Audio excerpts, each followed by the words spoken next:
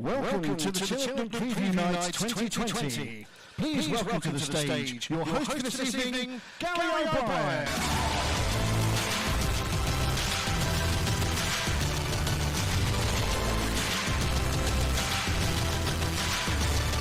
Hello. Good evening, ladies and gentlemen, and a warm welcome to the 2020 Betfair Cheltenham Festival Preview Evening.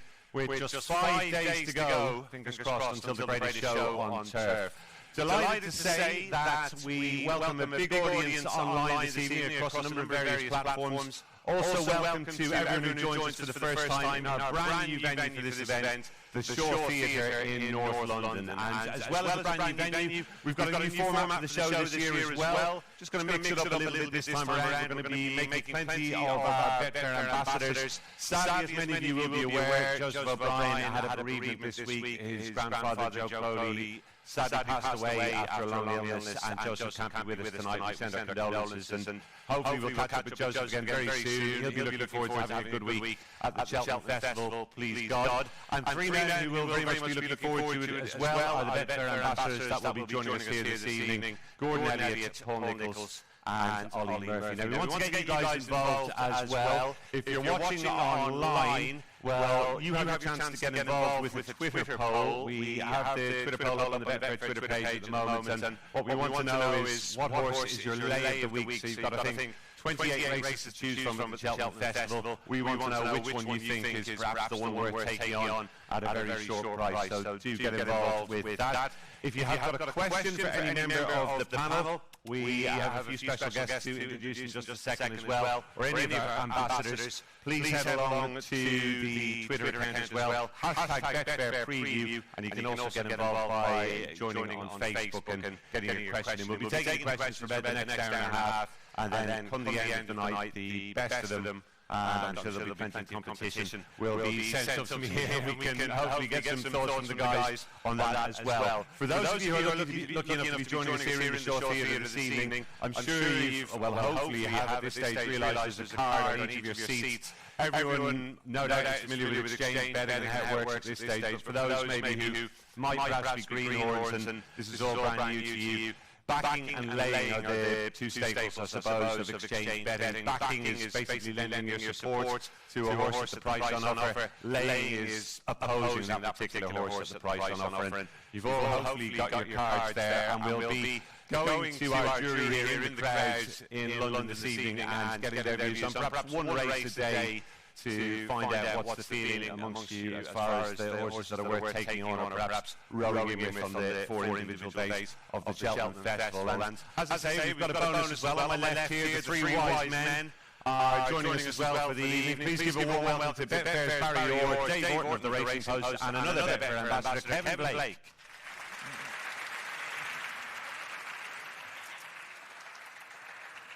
And guys, you're very welcome. We're not too far away now. Barry, I'll come to you first of all.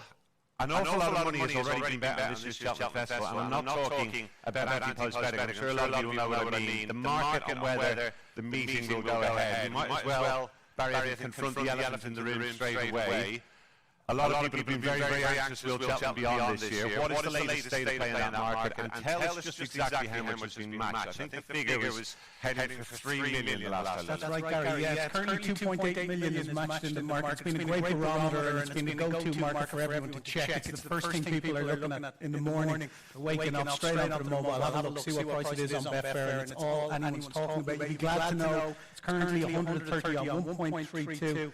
That it's going to go ahead. That's about 70% chance that it's going to go ahead. So fingers crossed that stays at that price and it doesn't drift at all. It was matched at even money at one stage, so it was a 50% chance that the meeting wouldn't go ahead. But like I said, now it's a 70% chance, and it looks like, fingers crossed, we're all going to be here on Tuesday to hear that famous roar. Please God, hopefully we're not tempted to play. Barry, just give us an idea of some of the enhancements we're going to have to look forward to here this evening as well, because obviously everyone that's turned out here, I think, is hoping that there might be one or two little carrot stangles at various different stages throughout the evening. You're not going to disappoint us on that score, I hope, are you? No, we're certainly not, Gary. We've got, well, first of all, it's worth flagging up our exchange offer for Tuesday, the opening day of the festival. Bet £20 on the first race on the Supreme Novice Hurl on the Betfair Exchange and get a free £20 on mobile. So that's a really tasty offer that will appeal to an awful lot of our punters. And then obviously our enhancement for day one, which after we start to talk about it will go live under the specials tab on the horse racing. Seskin and Benny to do both to win. A double was 5-1. It's been enhanced to 7-1. That's what Max take a 50 quid. T's and C's apply there as usual. But I think that's pretty punchy on the opening day. But don't forget the opening day offer on the exchange. Bet 20 quid on the Supreme Novices Hurl and get a free £20 bet on mobile later on. Good man, okay, and of course we'll flag up those enhancements as we go through the evening as well, which will be available not just to everyone here, but everyone online as well across the various different platforms. Dave, you're very welcome along. How's the build-up been for you to Cheltenham this year? Have you been one of those people who's been furiously checking the exchange to see how that market is shaping up over the last 10 days? It's just going to go ahead, isn't it? It's got to go ahead. Please, God. When you said elephant in the room, I thought you were talking about me, actually, so I'm quite relieved at this current juncture that we're talking about there. Yeah, look, it's going to go ahead. It's got to be. Whether you're a Tiger Roll fan or not, I'm not sure about the national, but this looks good, doesn't it? Come on. Yeah, please God. And how's the anti-post book looking this year? We'll obviously get your thoughts on the individual days, but any nice positions so far? Yeah, not too bad. Yeah, I've got a couple. I'll save them because there's a couple of bombshells coming, I think. We love a bombshell. We had a nice dinner, didn't we? Oh yeah, big time. I mean, Ollie Murphy was coughing a great deal through it, I have to say that. And the other symptoms are just coughing?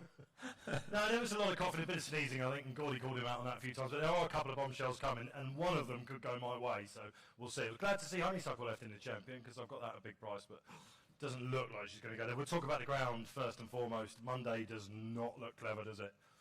Down in Prestbury Park, so could we start on heavy ground? We'll see. And Kevin, welcome along to you as well. Obviously, we're looking forward to hearing your thoughts throughout the evening. Sadly, Joseph, as I say, can't be with us this evening, but a nice team of horses he's got going. We'll obviously speak more in detail about them through the evening.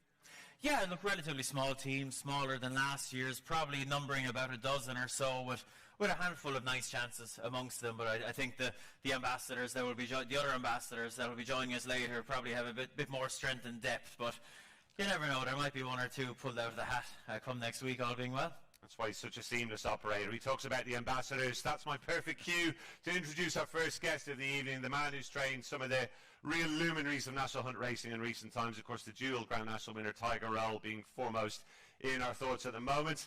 And, of course, twice leading trainer at the Cheltenham Festival, a team of up to 50 horses, maybe even a few more, heading across to the Cotswolds next week. Please give a very warm welcome indeed to Betfair Ambassador Gordon Elliott.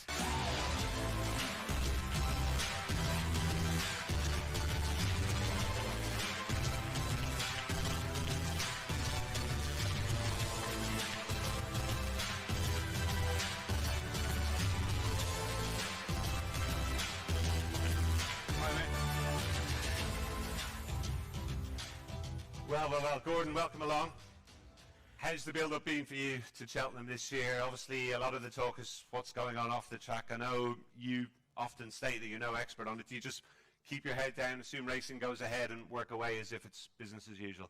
Yeah, we just got to carry on and just not pretend on things going on. You know, you start letting that get into your head, you won't train your horses properly. Now, Cheltenham every year is a meeting you target. I know one of your big ambitions is to be champion trainer in Ireland. How do you kind of marry up the two? Is it difficult to decide what stays at home or what goes, or is Cheltenham just too big, everything goes? Cheltenham, to be honest, is pretty big. Everything has to go. Anything that's able to go or qualifies for a race, we try and bring over. You know, it's the Olympics a race, and that's where everyone wants to win. Was I on the money or thereabouts with the numbers this time around? Is 50 kind of ballpark as things stand? We'll be somewhere between 45 and 50, all going well. And you know, obviously we've got to see the final confirmations for a lot of the handicaps and what gets in and what doesn't get in, but we'll run as many as we can. Now, you've lost a couple of big hopes along the way. I guess that's part and parcel of Cheltenham. Every year you're going to have one or two that don't make it on you. Glenn Lowe, who was favoured, I think, for the Kim Muir, was a big anti-post fancy, wasn't he? Champagne Classic, another one. Just got to grit your teeth, I guess, don't you? Yeah, that's it. I mean, this game, the one thing you have to do is keep your head up and keep going, because you have disappointments every day, and if you let it get yourself down, you're in the wrong game. Now, Tiger Roll's 2 Grand National wins, I know, are very, very special to you, possibly your crown and glorious trainer so far. What did winning the Cheltenham Gold Cup, though, mean to you, the blue ribbon of chasing with Don Cossack? We're going to talk, obviously, about this year's renewal in just a sec. Yeah, Don Cossack probably was one of the best days of my training career, you know. There was a lot of pressure going into the race, you know, he's favourite, and, you know, Paul Nicholls will probably tell you more about training Gold Cup winners. He's trained more winners than anyone in recent years. But that was someday I couldn't never forget, you know, for my family, for Evan and Ford in the yard. It was unbelievable. Now, you might just know a little bit more about training Gold Cup winners after this year. Plenty of horses we want to talk about this evening. We'll come on to the likes of Envoy Allen and Samcro in just a sec, but we thought we'd start with the big race of the week itself, the Cheltenham Gold Cup on the Friday. Delta Work is your big hope this time. I suppose the obvious question is, how does he stack up? How does he compare to the likes of Don Cossack? He's actually a total different horse altogether, Gary. Don Cossack is a big imposing horse that's a real good workhorse, where Delta Work, he's big enough but he's not massive, doesn't do anything fancy at home in the gallops. He wouldn't impress you. If you didn't know him, you wouldn't think he was anything special at all. But he keeps all his best work for the track. His form around Cheltenham, he won up attempts. He was third in an RSA. The race probably didn't work out, but he hasn't done much wrong this year. Now, talk to me about his win in the Irish Gold Cup at Leopardstown last month, the Dublin Racing Festival, a big priority for you in the racing calendar. How impressed were you by his performance, and did it surprise you at all? No, it didn't surprise us. We're very impressed with what he did. I mean, he's a horse that will only ever do what he has to do. I don't think he'd ever win a race by too far. If you go through all his form, he loves racing, but he'll never win too far. He just does what he has to do. He's improving. I think the step up and trip will suit him. So we're really looking forward to running him.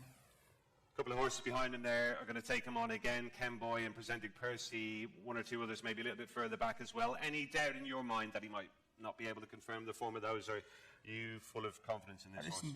I suppose when you get into these Grade 1 top class races, a good jump could be the difference of winning and losing.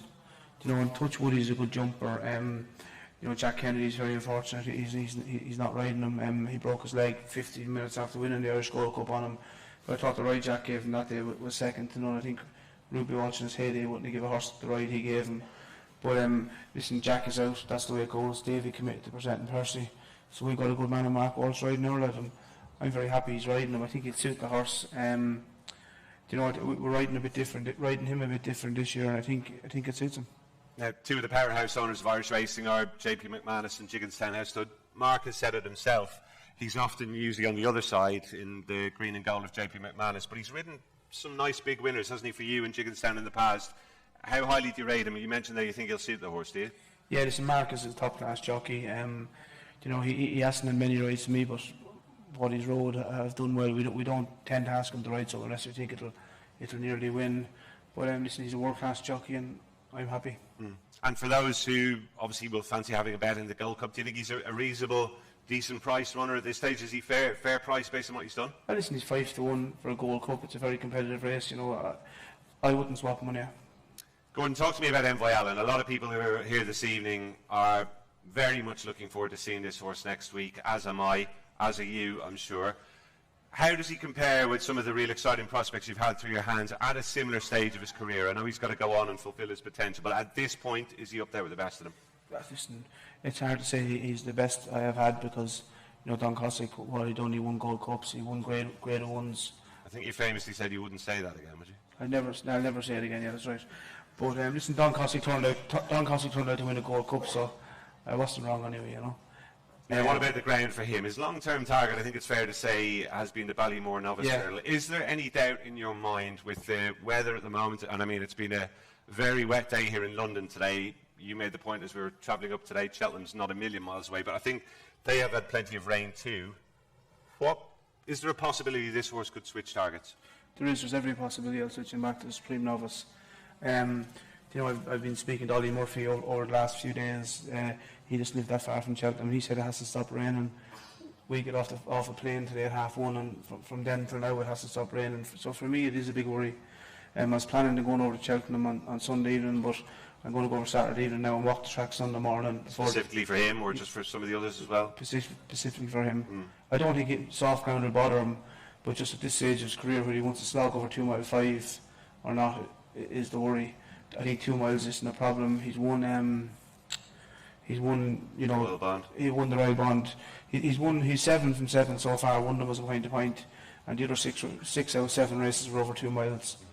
You know, he was close to being favoured for champion hurdle, so he's not a slow horse. And I'll go for the race I think is best. But I'm being straight with everyone. I'm saying as it is. The race I pinpointed from all season was the Ballymore. I thought the ground would be beautiful ground, but it looks like it's going to be softer this year than normal. So I'll do what I think is best for the horse, for my owners, and for myself. And it sounds as though that is regardless of opposition, is it?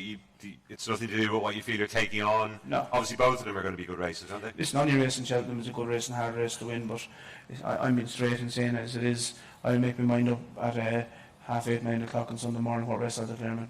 Okay, so there's first little bit of news out of the evening, and by Alan, a possible switcher to the Supreme Novice Hurdle. There's a precedent too, Gordon. I well remember Brave Inca for a long time when he won the Supreme Novice was on course, I think, for what's now the Ballymore, and switched at the 11th there, and it didn't work out too bad, did it? No, it didn't, but look, you just got to do what you think is best for your horse. I got to speak to my owners, Mr. and Mrs. Thompson, and Chris Richardson, racing manager for Cheveley Park. But listen, and they'll have an input in as well. Maybe they've no interest in running the Supreme Novice. I'll talk to them tomorrow, make our mind up on what we'll do. But for me, I'd like to do the best thing I can for the horse. Here's his win at Naas last time in the Grade 1 Lawler's Hotel Novice Hurdle. I know, listening to Davy Russell, he doesn't necessarily feel the horse was at his brilliant best this day. One or two people said it was workmanlike rather than impressive. What was your take on it? He had a good blow after the race, Gary. I didn't do much of him from Fairyhouse to there. You know, there's one day we're training for, and that's Cheltenham. That was a proper race. They had a proper gallop. Willie's horse had a good gallop the whole way to test to see whether we'd stay. I don't think he's a horse that every win by much more than what he has to, but I wouldn't swap him. Okay, he's going to be a big player, I think, wherever he goes then by Alan. Could be the Supreme Novice Hurdle, it could be the Ballymore. It presumably will be a negative for Abracadabras, his old rival, your other horse, if he does pitch up in the Supreme, having beaten him before, though, will it? It will, yeah, but again, I've got to do the best for every one of my owners and for my horses. Abracadabras is a very, very good horse. I'd just be a little bit nervous how he'll handle a real soft ground.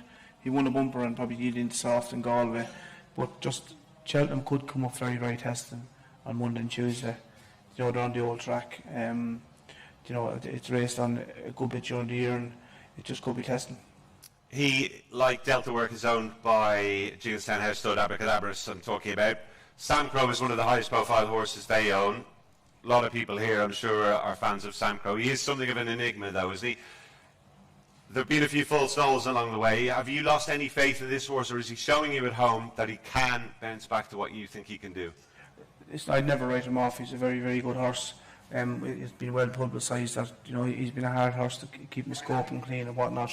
He's had a wind operation since his last run. But listen, he's a bit like a lot of people. You know, he's either very, very good or very, very bad of late, and hopefully we'll have him on a good day. We've only got good people here tonight. Any Sam Crow fans in the house here? We've got a few. Maybe a bit of a murmur compared to what it would have been, say, 12 months ago or a little bit longer, but it must be frustrating at the same time, is it, when you know what he's capable of, just to try and get to the bottom of those issues? It is, that's it, Gary. It is frustrating, but I mean, the one thing about this game is that it's all about opinions. Everyone's got an opinion, but I'm looking at the horse day in, day out. I know he's still a very, very good horse. He's not that easy trained, and if I can get him back right, he's a good horse. And the Marsh Novice Chase, is that going to be the race for him, no matter what the ground is? If the ground was very, very, very soft, I mightn't run him. The plan is to run him. He's travelling over. But if it come up very, very soft, I'd be asking Michael and Eddie if I could keep him for Fairyhouse, to be honest. Could be a rematch with his old rival Faheen. Is that something you'd relish? Do you think he's capable of a lot better than he showed at Limerick that day? Presumably you do. I think he's definitely capable of better, but I'd prefer to be not taking on Faheen than taking him on. He's a very special horse, and you know, he's been a horse of a lifetime. Quick word about the champion hurdle. Cursibleen is a horse who ran very well at Cheltenham last year in the Triumph Hurdle, second to Pentland Hills, who he's going to be taking on again. Not at his best when we saw him at Leopardstown last time, fair to say. You were not a happy man on the day, I remember talking to you afterwards, but you've calmed down a little bit since then and maybe uncovered one or two little issues. Just tell us the latest with him. Well, I wouldn't say I wasn't a happy man, but as you know me long enough, Gary, I always say what I think. I don't worry what anyone thinks about me. And I said what I thought. But thankfully the horse came home, and we had to give him a little wind operation. And the plan now is to go for the champion hurdle. He wear a tongue strap. He loved the soft ground, and I think he's got a good each way chance. Now, a lot of people who are here this evening, and indeed watching us online, are very keen to know what are the best chances for Gordon Elliott in the handicaps this year. You've done very well in the handicaps in recent times. You can see a little smile coming to his face already here. Is that a knowing smile or not? Well, as I always say to you, Gary, you know a good bit about what I do and what I train, so if you ask me the questions, I'll answer them. Individual names. How long have we got, folks? You give me the name and I'll answer them. I'm being told only about 4 minutes. That's not going to be no, we'll get about 3 out of that. Okay, Galvin is one who springs to mind immediately. He's in the novice handicap chase on the first day. Likely runner, and what do you make of him? Yeah, he ran very well in Cheltenham last year. This race has been the plan all year. He's got a nice bit of experience over good tracks around Ireland. I think if he gets into a rhythm, he's got a good chance in the novice handicap chase the first day. The Boodles, which was known as the Fred Winter, I think you've got 4, if not 5 for that. Can you split them? How do they stack up at the weights? I'll probably run 5 in it. We have the favourite Armax improving every day. For me, the ground being very, very soft might be a bit of a worry. I can't tell you he won't handle it, but just his action, I think he might be better on a bit of better ground. And with 2 other horses there, we've got Saint Deru, who won very well on a very soft ground in Gorham Park. Recent Revelations, who I think there's a good bit of improvement in him, and Tronador. They have all chances. Galak, I think, will have to improve on his last run. I was disappointed with him, but he's in good form at home. Best of them, would you have a preference at this stage? If the ground was good, I suppose Aramax could be the pick of them, but I suppose the most unexposed could be Tronador. And a race you love to win is the Martin Pipe Conditionals Handicap Hurdle. Martin Pipe, your racing hero, I think it's fair to say, isn't he? Yeah, definitely. You're lucky enough to win it before. Yeah. Will history repeat itself this year, and with what? I hope so. We'll probably run as many as we can. We'll run 4, 5, 6 in it. But it looks a competitive race. So it does. I suppose if you had to tell me to put my hand in my heart now and pick out 2 of them, Oscar and Colin Fire are probably the pick of the 2 of them. Are they both definite runners in that race, Obi? They definitely run, yeah. And is that a race you've... How long would you start plotting there for Martin Pipe with those? Oh, we're thinking of this race for a long time. Every horse Years? Since last year, yeah. No, it's a race that I've won it once and been placed in it a few times, and if I couldn't win any of the big races, it's a race I'd really love to win. We'll run as many as we can.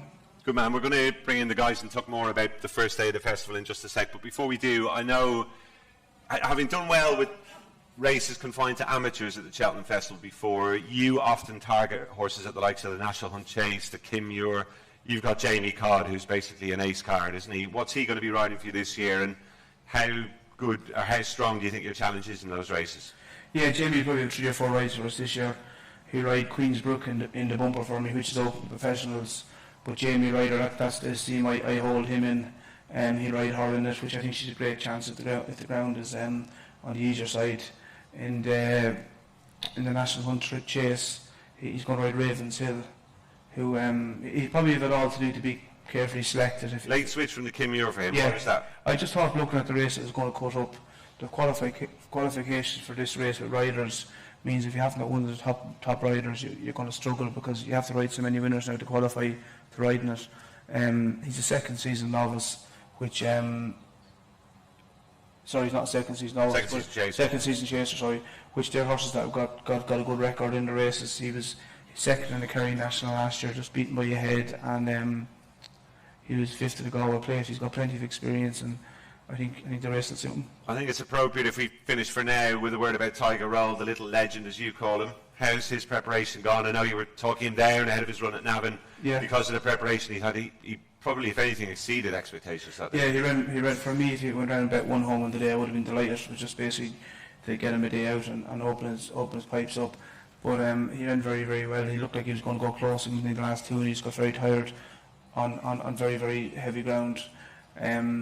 He's probably out from my bite. He's probably, I think he's 35-40 pound ahead of everything else in the race. So if he gets a clear round, everything goes well. It's probably his to lose. He'd probably have to turn up maybe 75% of the form he was in last year on ratings to win the race.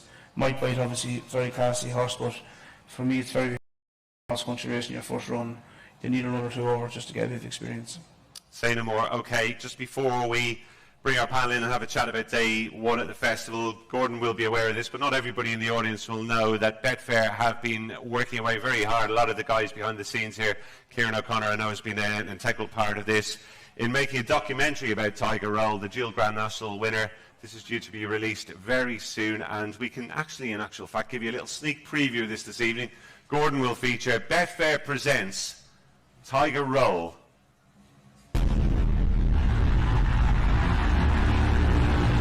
The Grand National is an extraordinary race. It brings the whole world to watch our sport.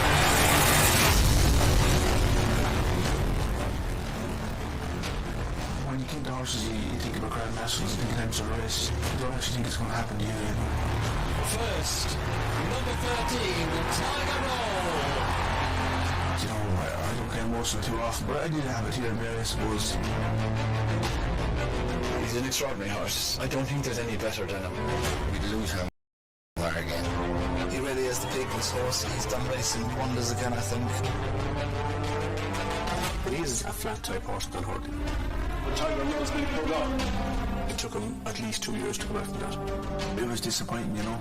We were afraid to show where race goes. He probably was only once off going to the sales. He was on the list for going and he turned it all around. It is the National Chase, the Tiger Roll.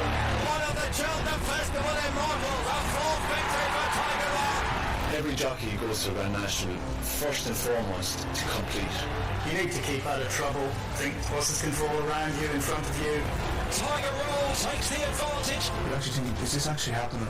Are we going to win the Grand National again for the second time with Tiger Roll? It's Tiger Roll to win his second round of Grand National.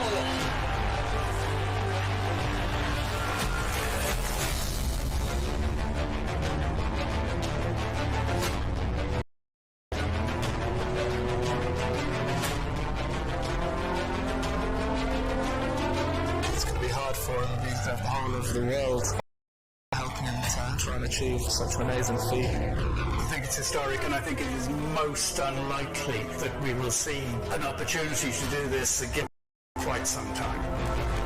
Can you just imagine if he won 3? It'd just be phenomenal.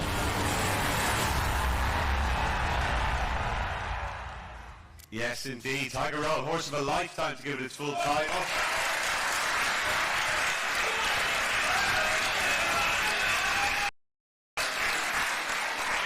Gordon, you must be a very proud man just watching that. It almost made the hairs on the back of your neck stand up. But have you got your Oscar speech ready? It does. Look, it looks unbelievable. And if you could go back and win in Cheltenham next week, for me, like, if I couldn't probably win with Delta work, this would be the race I'd love to win. I think he'd probably get one of the chairs a week if he won. Everyone loves a bit of him, and he's a great little horse. I've no doubt, and it's coming to a screen near you, I think, at the end of March. So do watch out for that. Tiger Roll, the horse of a lifetime. Guys, I'm going to turn to my left. You've been waiting very patiently here, digesting everything Gordon had to say. Barry, we better start with you, because in light of what Gordon said about MYLN, any movement in the Supreme markets? I think there might have been. Just a bit, Gary, yeah. It was 14 to 1 when Gordon dropped that bombshell. He's 6.6 now. That's big. There's 300 quid betting, or 300,000 matched in the race, and 20k of it is on MYLN. It looks like he could go off favourite at this stage, the way the money's come from. Obviously, at the moment on the exchange, the ground betting... That price on screen there is a little out of date, I suggest, is it? Yeah, I would suggest it is. Yeah, looking at it here, 6.5. So 13 to 2 MYLN to win the Supreme Novice Hurl. That means my abracadabra bet is another anti-post absolute blackout for me. It sounds like he's not fancied at all on the ground. So MYLN, like I said, he's been matched at a high of 70 on the exchange. So someone's sitting pretty there, all the way down to now 13 to 2. He's 2 to 1 non-runner, no bet on the sportsbook. It's 11 to 4 each of 2. Asteria, Falange, and Seskin. So he's sure to go off favourite should he take up the option of the Supreme Novices Hurl. Kevin, it already looked a really fascinating race. The cat's just been dropped in amongst the pigeons, though, isn't it? It's fascinating, really, because like they're talking to Gordon all day about it. Like, I think there's no secret that the Ballymore is the weaker race of the two with less depth. But look, like Gordon says, you have to look after the horse and try and do the right thing by him. It would make it look. It already looks a very deep Supreme. There's more than a couple in there that have a little bit of X factor about them and could potentially be very, very good. You know, horses that are unbeaten over hurdles, unbeaten when they've completed, and so on and so forth. And to fling MYLN into the middle of them, that would make it a hell of a start to the week, wouldn't it? And like Barry says, he would go off favourite. There's absolutely no doubt about that. It'd be a hard act to follow. Dave, has that basically turned your thinking on the race upside down? Like, obviously a lot of people who've been monitoring events so far this evening.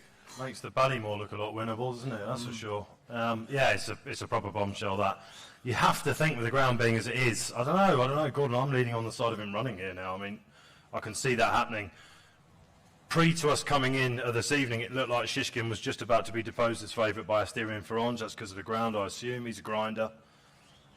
this would massively shake it up. The first thing to say about the novice hurdles, thank God, all you trainers out there and pinnacles and everything, finally we've got a decent year of, like, all the novice hurdles look a lot better than last year, we should say that. They look extremely hot indeed. Yeah, it's all my notes have just gone up in the air. I'm going to have to delete those. We were having dinner and I said, that's the last thing I want to hear. And he went, I'll do what's best for me. And I went, all right, I'll have another drink, fair enough. But listen, I think this is probably, I don't know, I can see it happening. So. But it's interesting as well, Gary, because this would have wider ramifications for some of the other novice hurdles as well, because if anyone's in the crowd, like everyone's a betting person here, and they've missed the boat with Envoy there in the last few minutes for the Supreme, like there's a chance that the likes of Time Hill could switch from the Albert Bartlett into the Ballymore. You know, there's more than one in that bracket, so if you go fishing on the exchange now, lads, you might be able to get ahead of the crowd, because if Envoy does switch, that changes the equation for more than Gordon and everything else in the Supreme. That brings some other potential changes into the mix as well. Good insight. If he runs here, does he win for you? And if he doesn't run, what wins it? He goes and wins, doesn't he? He probably goes and wins. The one I was fancying before this revelation was Chantry House. Look, one of those with a bit of X factor about him. Big chaser in the making. You'd love the shape he makes over a hurdle. He's good and quick. Seems to have always been held in really high regard. People are starting to notice him a little bit more now, but he'd a lower profile preparation. He ran a 2 smaller races rather than deeper company, but I've been impressed with him both days. And just, you know yourselves on the preview circuit there in the last week or so, you hear plenty. And one thing I heard from more than one person that would have a good insight is that if you walked into the Henderson yard and had an honest chat with some of the senior people in there, there'd be plenty in there that would favour Chantry over Shishkin. It seems to be quite split down the middle. And while Chantry is shortening away steadily the whole time, he's still, double the price of Shishkin. It wouldn't have any worries about ground. I think a strong run, stiff 2 miles would suit him. So he was the one I was with before Envoy, but like Dave was saying, this does change everything, and it'll make some people that thought they had some very nice bets in the Supreme think twice, because it throws the whole market on its head. It really does. Dave, what would be your feeling on it now? I know it takes a bit of time to digest these things and see how the market settles down. Before Envoy Allen became a live runner here, who was your idea of the winner? I thought it was a tricky race because it's a very, very good race. Chantry House, like Kevin says, I think he will be a proper gamble on the day for JP. I'm almost certain of that. His form ties in very closely with Fiddlers on the Roof through a horse called Edwardstone that they both beat in bumpers. He's now, around about the 7-1 mark or something like that. If it became an absolute bog, he's by a Fardante mare, I would slightly worry about him against some of the others. However, I thought Asterion Farange would go off favourite. Shishkin I'm dead against. I love the horse. I just thought his price was all wrong against a lot of very, very good horses. I think it could be a sort of Alpha-off type Supreme.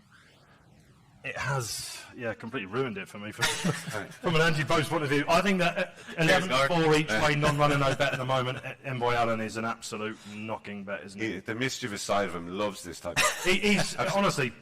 He had no sympathy for you. He's using my phone charger and everything. He's literally, he's come out of nowhere, this bloke. Barry, have we more updates? It's an ever-changing situation. Yeah, we've a new favourite in the Supreme Novices Hurdle now. Envoy Allen, clear favourite at 3-1. Seskin and Asterion Falange both 4-1, and it's 7-1 Fiddler on the Roof. It's interestingly because I was fancying Abracadabras.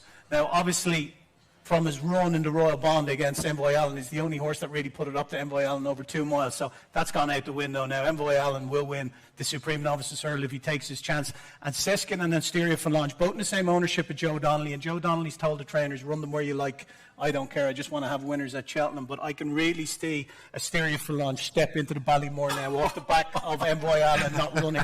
Well, the Albert Bartlett. Serious. They'll get it out here. There'll be bloody that happening now. There's going to be there's big conflict going on as we speak. Yeah, I can see that happening. Asterion Falange going to the Ballymore.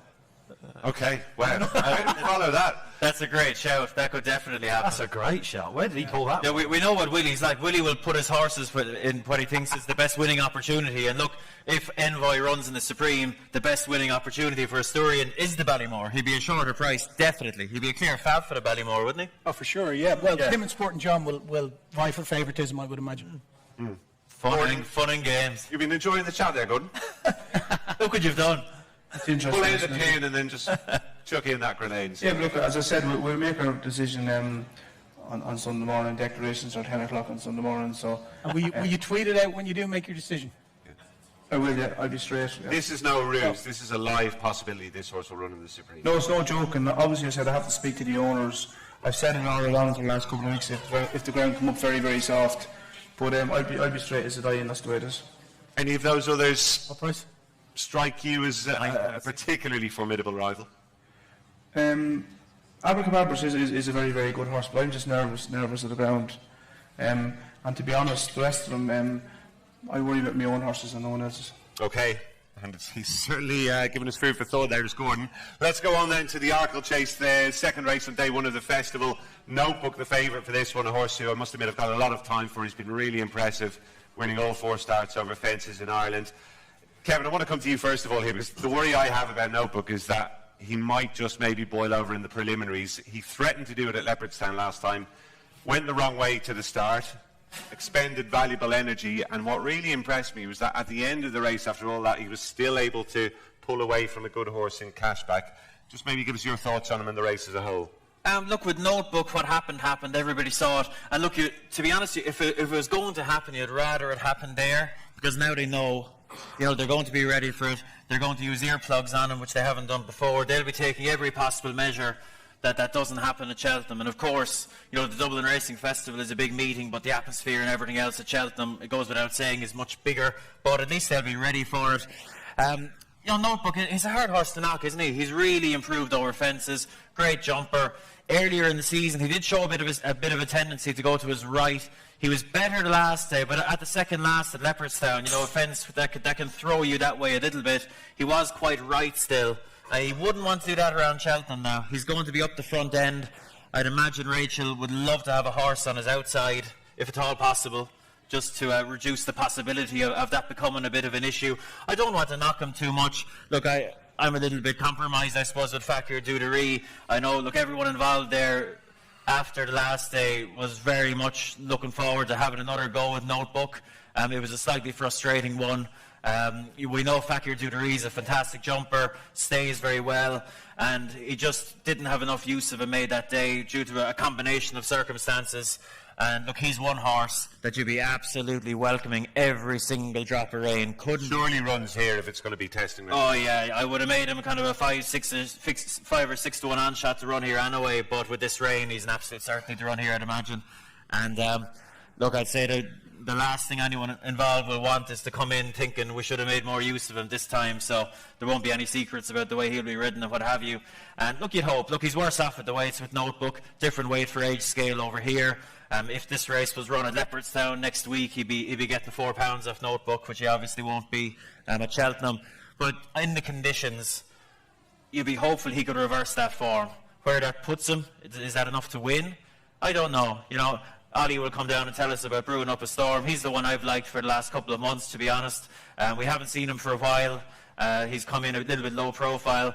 I won't tell you what Ollie's going to tell you in a minute in much more detail, but I really liked what he did in his first 2 starts over fences. The form has been boosted in his absence. It's not a worry for me that he's coming in here off an absence. Stays really well, so the stamina test, the testing ground will lead to, won't be a worry for him. And he's probably still my selection, but if anyone liked Fakir, I'm not going to put him off one bit. Okay, David, come to you here. What's your feeling on this race as a whole? That weight for age allowance, I know a lot of people have mentioned it, that is different here than back in Ireland. Is that a big negative for Fakir Duderie against the favourite? It would be if they were racing on the same ground that they faced at Leopardstown. Here it's not. It won't make any difference whatsoever. He will win this horse, I think. Last 5-year-old to win the Arkle, can anyone remember? I've got it here, obviously, in front of me, so it's a little bit easy. It was Pipeys, David Johnson. Yeah, it was well chief, yeah. 2004. Only 3 have tried since, 1 has placed. None as good as this. In the Supreme, if you remember, they went there last year. I watched it back. I wasn't happy with the position he was in. I'll put it that way. I was sitting on the fence a bit. But when he came and won as a juvenile at the course at the start of his career, they made a lot of use of him. And he looked so good that day, didn't he? And if you watch back that Supreme, he is flying at the death. He was in a terrible position 3 out. This horse, now the rain has come, I think Howie was still 6 to 1 at the start of the week. It's madness. Brewing up a storm is the danger. Historically, he ticks every single box. I I just think that we're going to see a 5-year-old probably come good here. I think this will be Fakir. Okay, now, Barry, market check for this one and give us your own thoughts on the race, if you will. Yeah, Notebook heads the market, Gary, and has done for some time now. He's currently 4.5, which is 7-2. Fakir Dudar Rees, around a 5-1 chance, brewing up a storm around the 11-2 mark. I just think Fakir Dudar Rees, he's going to be ridden a lot more positively here, and he gets his ground as well. If the ground hadn't been as soft as it looked like it's going to be, he probably would have stepped up to the 2.5 mile race. It would have been a possibility, but I suspect the lean would have been towards the Arkle anyway. At Christmas at Leopardstown, did you have a word about, like, look, we know how the pace is going to be? Because I was expecting him to just bomb off. When he beat Mellon, everybody he just went, didn't he? Yeah, the thing... He was coming back in the ground. And the thing at Christmas was you had Jingle in there, and you had Notebook, who looked real out and out front runners as well. The thought was you just don't want to get hooked up and burst them mid-race. So what will be in the instructions this time round? Because obviously you have Notebook in there again. And Global Citizen. Yeah, and Cashback. I'd say there's a lot of pace. So sit in behind or go on with the pace. Go as fast as he's comfortable going. If Ollie Murphy makes it to the Cheltenham Festival next week, I mean, he's coughing a lot of this dinner. Yeah, he will be kind of worried to hear about the pace. Kind of worried there's no price in brewing up a storm on the screen there, Barry, in the exchange. Unless something's happened in the last few minutes. He was a runner as of about 10 minutes ago. Yeah, he's around the 11-2 mark, 6.8 at the moment. He's the closer in the race, I think, and he will be trying to pick up the pieces. If you watch him back in the Ballymore, and as Ollie said to me at Aintree, just to watch him back, if you remember when he came up against Birchdale, when he came down, he was cruising all the way. I think this is he is still quite a juicy price. I think he'd be the one off here.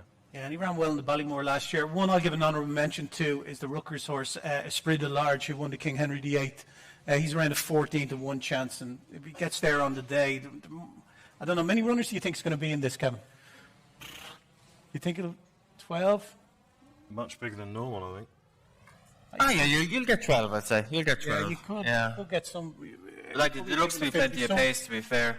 And with Fakir, I don't think it's a case where you have to lead at all costs. Like if you watch him back in the Drinmore around his chasing debut, where he was most impressive was in the middle part of the race. He started applying pressure a long way out, and he really got the opposition out of their comfort zone with his jumping. So for me, that's it more so than the first third of the race. I think the middle third will be important with him, just to not let that pace drop, to keep that pressure up and get some of these horses out of their comfort zone, ideally. Yeah. Okay, that's the Arkle. Then let's go to the Champion Hurdle. Of course, an awful lot has been spoken about the Champion Hurdle already. Gordon, as we said, Cours Sublime is going to represent you. Where do you see the dangers coming from? And your horse is still a pretty decent price. Barry, latest odds around about a 16-1 shot in the sports book, I think, is he? Yeah. 14. Yeah, he's 18 on the exchange, Cours Sublime. It's headed by Epitaph at 4.7, just a little over 7-2. Pentland Hills 6.8, 9.6. Silas Emery, who has been supplemented for the race, obviously. Super Sunday in there as well. He should run well. It's a fascinating contest. It's so wide open. One horse I can't have in it is Pentland Hills, though. Trade out 100-1 on the basement price on the exchange, and got run out of a close home in Haydock that day. He's definitely a short runner. They've tinkered with his wind. I know you like him, Gary, but I'll be taking him. I've had my flak jacket on about Pentland Hills. Kevin has been giving me awful. And the place market, I'll be taking him on. Yeah. You'd be worried about heavy ground from now. I would, and look, he is a tight price there at 5-1 as well. And you'd have to say, Gordon, that's the point I was making. Cours Sublime on the run last year, you could forgive a punter for thinking he was a decent value each way back, couldn't you? That's it, yeah. He's very good and down right in the WKD. And obviously we all know what happened in Leopardstown, but at 14-1 I think he's got a great HA chance. Epitaph, obviously the Henderson camp are fairly sweet on her. Honeysuckle, I'm not sure she'll run. Penrith Hill, as you said, I just don't think he's got home this year. Maybe he'll get up the hill in Cheltenham, but I just haven't been impressed with him. See this Emery really supplemented, so you have to have a lot of respect for that, and I think the ground's going to be too soft for Sarja. And Super Sunday must have an each way chance. Yeah, and of course Gavin Cromwell, who you know very well, former colleague, has Darver Star in there. Horse Kevin, I must admit, it's taken me very much by surprise. He's improved all the way through the season. You think he can win the Champion Hurdle? Tell us why. I do, yeah, he's my selection. And sure, look, I think with this horse, you have to forget where he's come from. A year ago he's rated 104. Obviously he's taken massive steps up all the way, but the two runs to focus on are his last two. He was just in behind Envoy and Abacadabras in the Royal Bond. If you watch it back, he just got squeezed out at a vital stage when the two that beat him were quickening up. He got squeezed back, come home very well. That wasn't Champion Hurdle form. Better than the Bear result, but not Champion Hurdle form. Gavin's put him away until the Irish Champion Hurdle, and for me he's produced Champion Hurdle form there. With another 100 yards he would have beaten Honeysuckle. He's beaten Petit Mouchois, who ties in with all the best Irish 2-mile hurdlers this season. And look, you'd be very brave to try and put a ceiling on him right now. He's taken 2 big jumps forward in his last 2 starts. I know he's technically had a lot of runs in the last year, but Gavin's been he's spaced them out well in his last couple. He's had a nice gap since the Irish Champion Hurdle. I don't think testing ground would be any fear for him. Stays very well. And the way he's priced quite dismissively, because of his background more than anything. And I think we often say it like it's human nature. When something surprises you, you don't want to believe it. You want to think it's a fluke. And I was thinking that way after the Royal Bond. I was using Darver Star to knock the Envoy Allen form. So, Darver Star finished 3rd. Form can't be that good. But he's gone to Leopardstown and stepped up another, 10 plus pounds. This is real improvement. And who's to say he can't improve again? And he doesn't have to take a big jump forward to be stuck right in the middle of this finish. So I'm looking here, he's still kind of a 13-1 shot, a 14 shot on the exchanges. I think by right he should go off a single figure price if the market starts to respect what he did last time. Okay, really interesting thoughts. It's a rags to riches story as well for Darver Star. Good luck to his connections.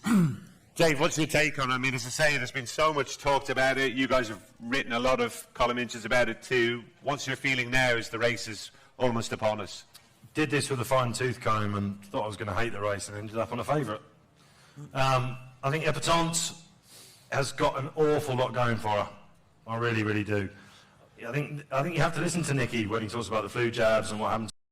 She was just expected to win that mare's race, wasn't she? And 50-1 shot went and did it for Willie again. And I don't know. I think that here come the girls in the flat here over jumps, and if you try and knock her form, it's very, very difficult. The horse of Nicky's that she beat in the Jerry Fielding. When was the last time we had a Jerry Fielding winner going on with a Champion Hurdle? It's crazy, isn't it? But it is that sort of year.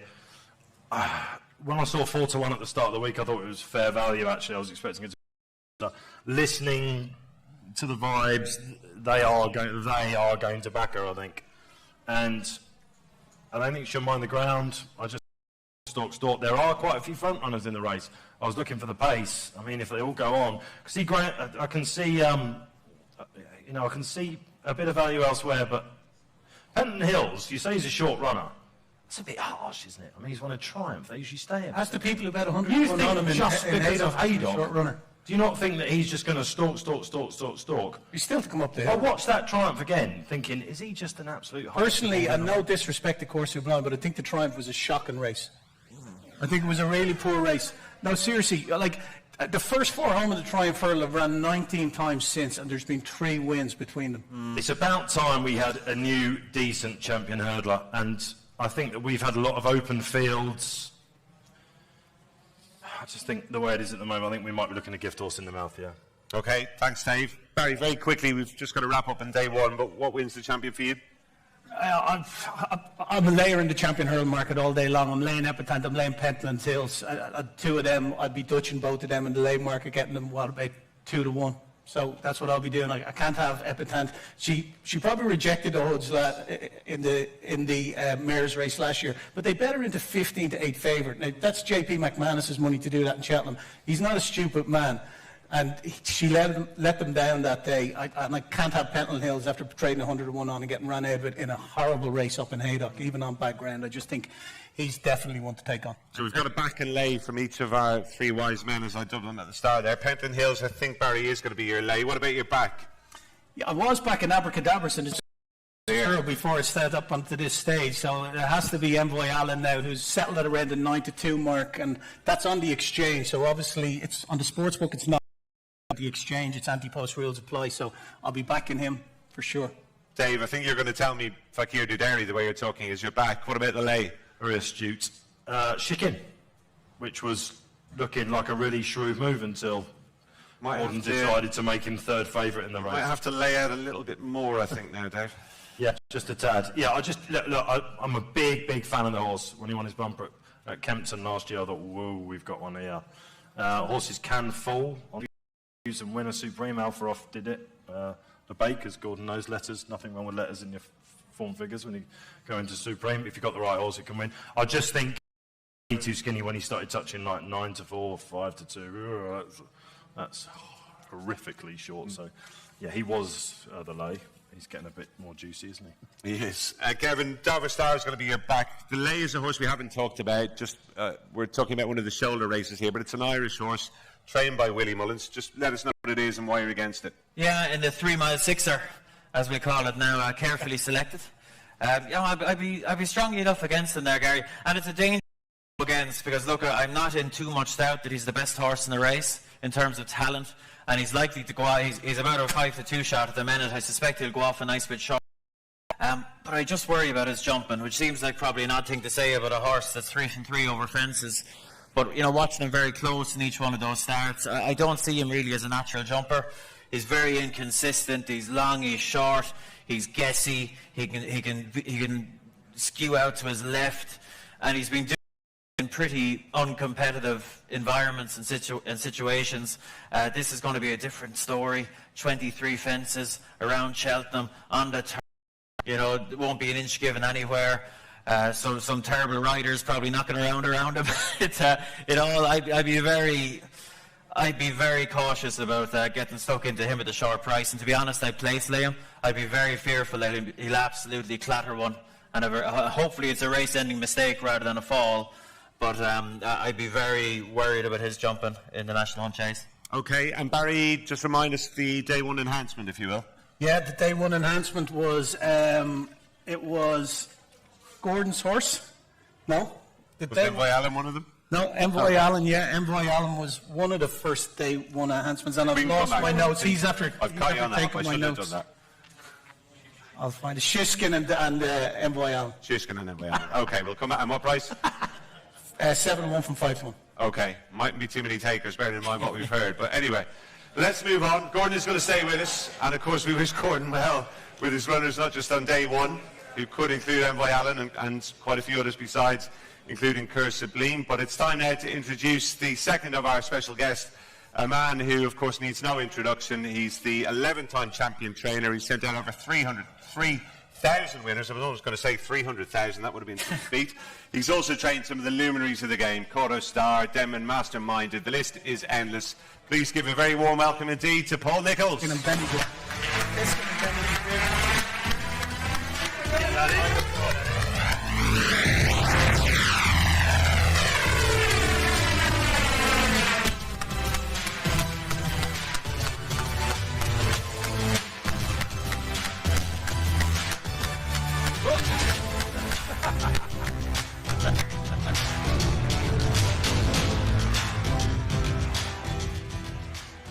Paul, welcome.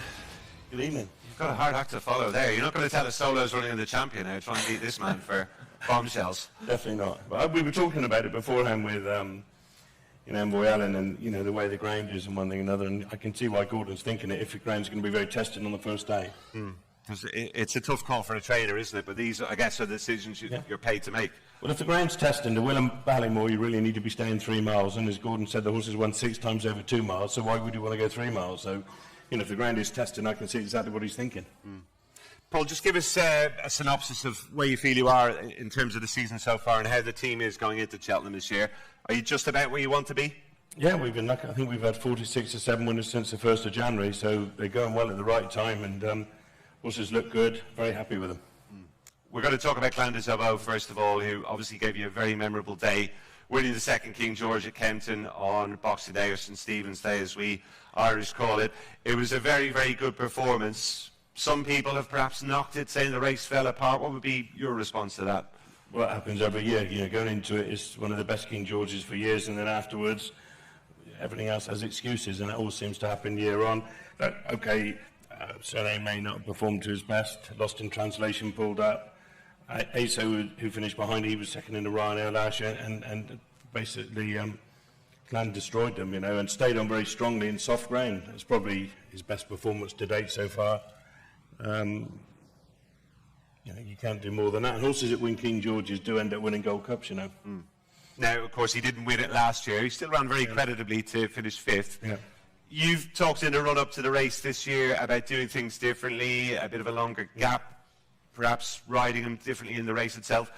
Looking back on last year, what went wrong, or what do you feel you can improve on? I think there's lots of things this year. He's had a brilliant preparation with a big gap, which suits him very well. Last year he ran very close. He ran in the Denver Chase, was put to Ascot, so it was close enough to Cheltenham. And interestingly, the year that Courtauld got beat between the 2 wins was when we did that. The year after, when he regained his title, we did exactly the same as we've done from Clan, went from Kempton to Cheltenham. He's 8, he's a big, strong horse, so he's probably mature now. And you're always learning about him, and I think we've got him at the best place we could possibly have at the moment, you know. It's just such an open race this year, isn't it? You've got last year's winner in there, Albin Photo. Several horses who've got question marks over them. Gordon's got Delta work in there. I know Gordon says he concentrates on his own horse, but he still might just have half an eye on the opposition. Have you been following the scene on both sides of the RSC?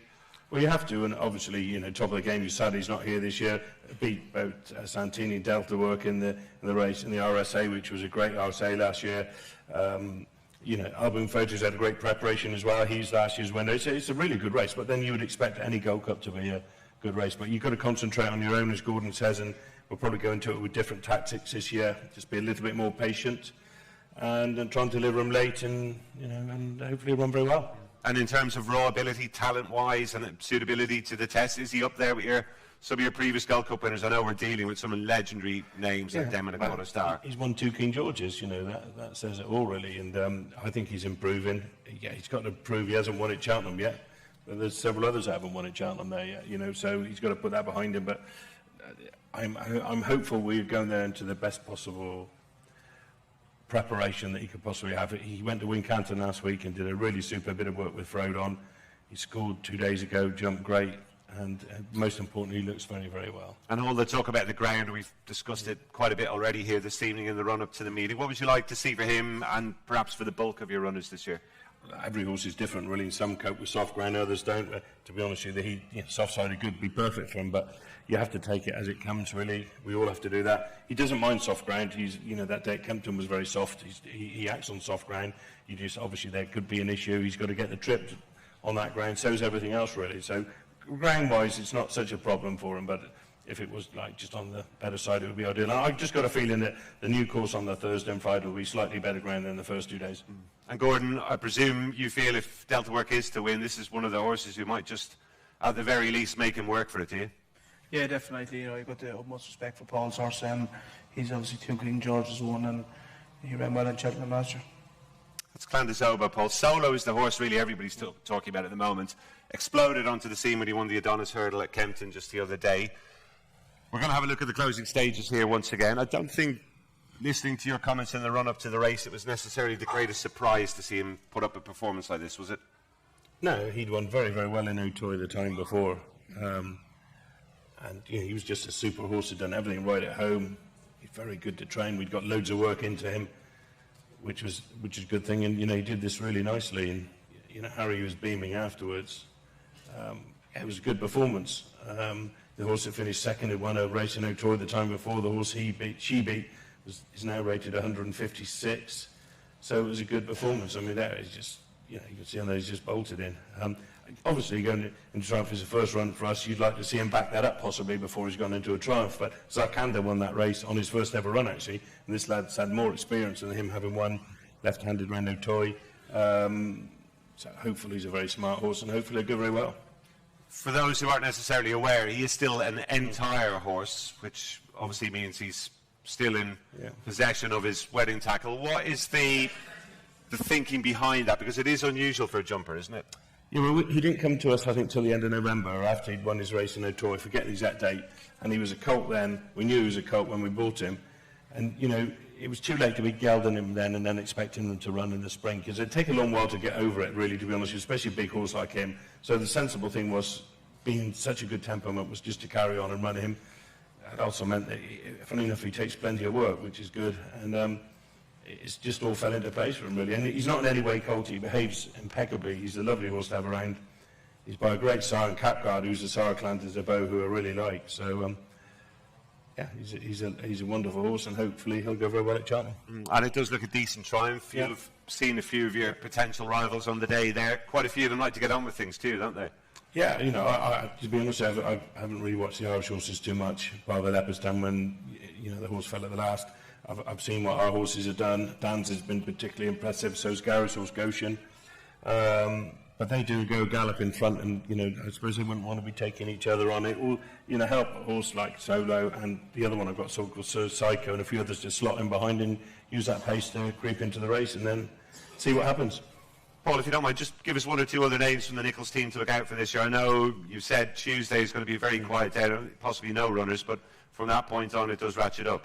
On the Wednesday, I've got two, I think they're outsiders really, but lovely horses in the Champion Chase, in the Politolog and Dynamite Dollars. Now, Politolog was beaten a length and a half, I think, last year. It looked like he might have one jump in the last. He goes well fresh, and he's in good shape, and he'll love the more it rains, the better. And Dynamite Dollars, who, to be fair to a horse who came back from a year off, first run out of Novice Company, ran very well at Newbury the other day. He's improved enormously from that. Harry Cobden is going to ride him.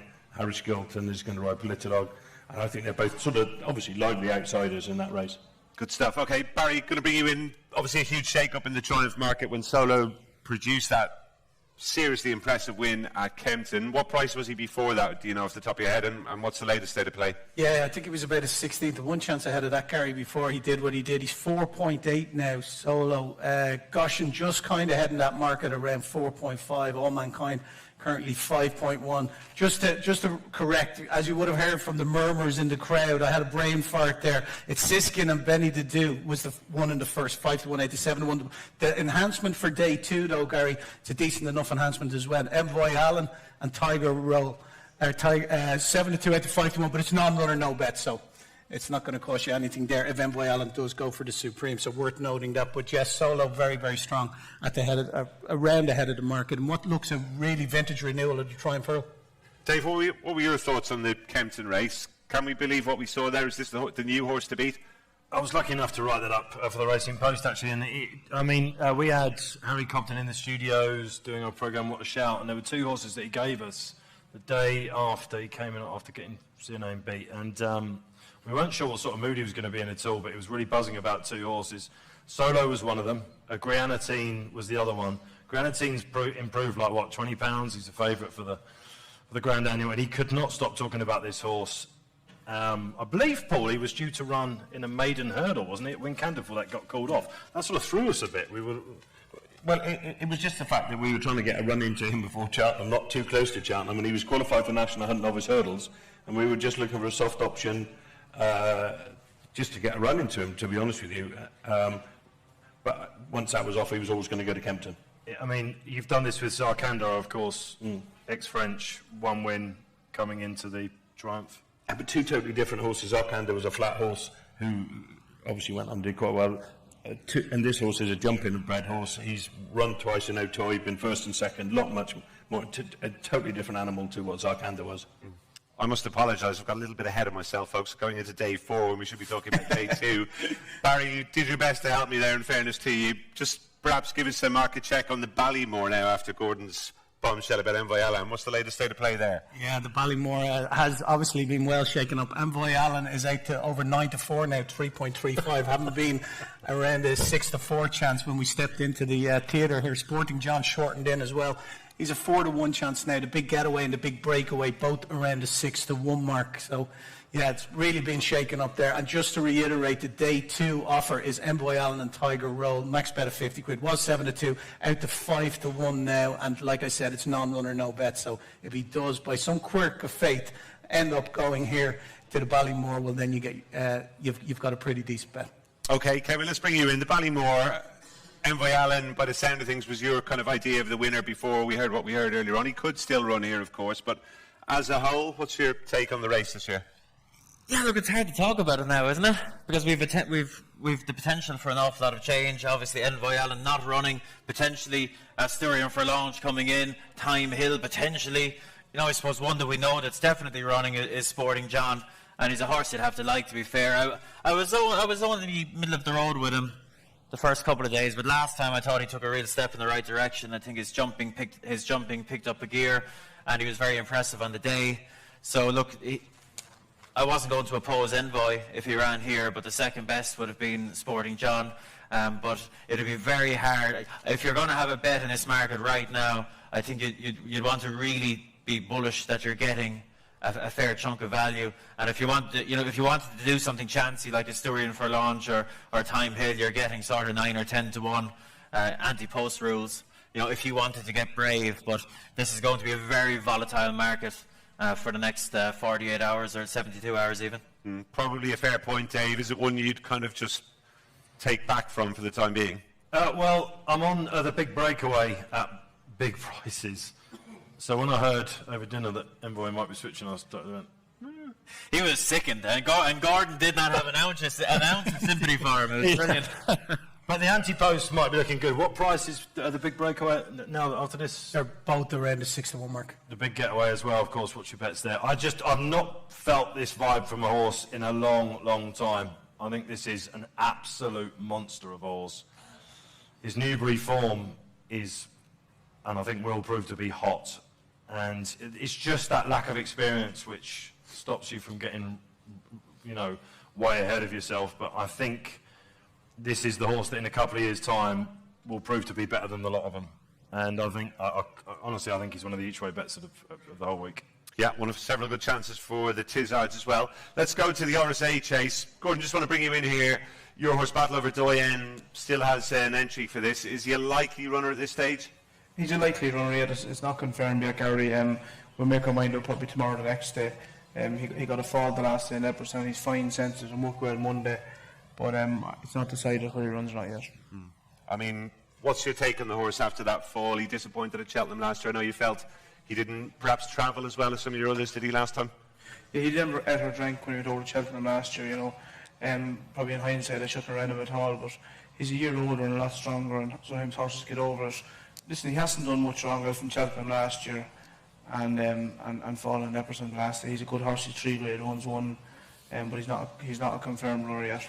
Yep. Barry, Manila Inda, I want to just ask you about him. You and I think both fancy him for this race. For those who are prepared to overlook that obvious negative, what sort of odds of reward are they going to get? Yeah, he's currently a 7 to 2 chance behind Champ, 4 to 1 Copperhead, and Aloha currently 7.8 around 13 to 2. Yeah, Manila Indo might nap at a meeting. I can't see him get beat. I think he's a serious horse. He won the Albert Bartlett last year, and he was still a maiden winning that. He only had his 2 runs.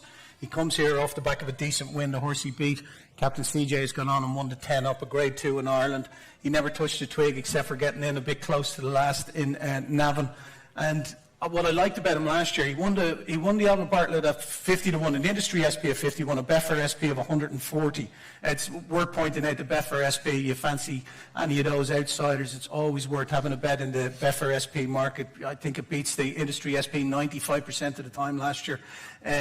But Manila Indo, he's the sort of horse that he's really a fine Stamford chaser. There can't be enough rain for him. And I think around the 7 to 2 mark, Champ is not a horse that I like. He hit evens in the Ballymore last year when he was behind City Island, just didn't go by him. I'm not sure he wants a true test of 3 miles either. Copperhead would get an honourable mention. He's a nice horse going in the right direction, but outside of the top 3 in the market, for me, definitely Manila Indo. Okay, Dave, Kevin, anything to add on the RSA? What do we like? I'm taking on Champ, is probably the main play. Really like the horse, and I think he's very, very talented. Look, he looks like a staying chaser. He's bred to be a staying chaser, but I just don't think he is one. I don't think he is one. He's always been quite free and strong in his races, can get quite strong in the middle part of his races if he sees a bit of daylight. And just his jumping, Gary, Barry's been doing his best to teach him, to try to get him to be clever. But you watch back all his runs over fences. When Barry asks him to shorten, he's not clever. He's not intelligent coming down to his fences, and he makes mistakes. He paid a right price last time, obviously, when coming down to the second last. But if you watch that race back, he's ended up in front a long way out. And when Barry's been a little bit aggressive with him and asked him to really attack his fences, he's actually really good. If he's mine, I'm running him over a shorter trip and giving him a more aggressive ride, letting him get on with it. He seems much more comfortable doing that. But running in an RSA, that's the only novice chase entry they gave him. They clearly have a big view that it will suit him. But if the ground is testing, Barry's not going to have a whole lot of choice, I think. You have to bury him away, try to get him relaxed, and give himself a chance of getting home. And and all the evidence we've seen of him so far, jumping, I just wouldn't look forward to seeing it. I think he's going to make mistakes, and it'll be very hard to get away with that, the type of race the RSA is going to be this year. So, I'd see him as a place lay on the day. In terms of what might beat him, I'd be with Barry. Look, Manila Endo was one of the horses I was most excited about seeing over a fence this season. I was disappointed with his first run over fences. Thought he lacked a bit of bravery. He was quite careful, but he was much better last time. He had more of a cut and a really good step forward. You would love to have seen him to get that third run over fences into him. We know the RSA, it can be tricky for horses with a lack of experience, but to be fair to him, he flew in the face of that sort of trend with the Albert Bartlett last season. He went in, like Barry says, as a maiden, quite raw, and had the ability to win anyway. So, in terms of a bet, it's Manila Endo, but Champ, if he's even money, shade of odds on for a place, I think you're getting value there, taking him on and laying him. Okay, strong thoughts from Kevin there. And obviously one of the races of the week, guys, that we have to have a serious chat about is the Champion Chase on the Wednesday. 3 fantastic horses at the top here. We've got Defi de Soy, Altior, the reigning champ, heading the market at the moment, and Chacun Persois. Paul obviously represented there as well with Politolog and Dynamite Dollars. And Paul, you've given both of them a good mention, but how tough a task is this going to be for your horses to topple that triumvirate? Well, they're obviously, 3 very smart horses. I assume Altior would like it to stop raining. I'm sure that they would like to see better ground. He was so good the other day. But then if you look at Dynamite Dollars, as I said earlier, that was his first run for a year. He's only beaten 3.5 lengths. He's improved enormously from that run. He'll like slower ground. Got a chance of being placed, as is Politolog. He's always been a good horse. He's a Grade 1 winner. Ran very well in the race last year, and he's very good fresh is what we've done. So, obviously we're going into thinking we need everything to go right. Dynamite Dollars might improve. Who knows? He's an unexposed horse, really. So Harry Cobden obviously thinks that he's chosen him over Politolog. But I think on the ground, if it's soft, Defi de Soy is the one to beat. Yeah, and Gordon, Chacun Persois is a horse you and I will have seen plenty of back in Ireland. He, I suppose, would he have a little bit more to prove or not? I know a lot of people were impressed by what he did at Leopardstown. What's your view on him overall? I was a little bit disappointed in him, Leopardstown, to be honest. I didn't think he went through the line as strong as I would have liked him. For me, I'm a Defi de Soy fan. I think he's the horse they all have to beat. He's a fantastic record at Cheltenham too. Defi de Soy, Kevin, 2-time Cheltenham Festival winner. 2 votes of confidence on my right. I wouldn't disagree, to be honest. What camp are you in here? I'd be with Defi. It looked like you say, excellent record at Cheltenham. And look, his jumping initially over fences was a little bit chancy at times. He's improved and improved. Very good this season. We know for sure that in a steadily run race, he's deadly. He has a real turn of pace at the end of his races. But to be fair to him, in the Tingle Creek, that was a well-run race, and he showed that he's more than capable of operating in that as well. And there's just little doubts next to the big 2. Look, Altior, we know all about Altior, but he's a horse that's had his breeding troubles in the past, and if the ground is testing, I know Nicky feels he's much better and better ground. That would be a significant concern for me now, if the ground is testing. I was Chacun. Look, Willie clearly thinks the world of him. Really strongly run race last time, put Min away. Good performance without being spectacular, like Gordon says. But the one thing that we don't know about him, that we know about the other 2, we don't know about him at Cheltenham. And that's always a factor. Until they go and do it, you have to be a little bit sceptical. So I think he's the right 3rd favourite, if you will. I'm with Defi, and I'll just throw one out there because it seems to be a bit of a theme for the night, changing plans in light of the ground. A Plutard. I'm looking here. He's 44s on the exchanges.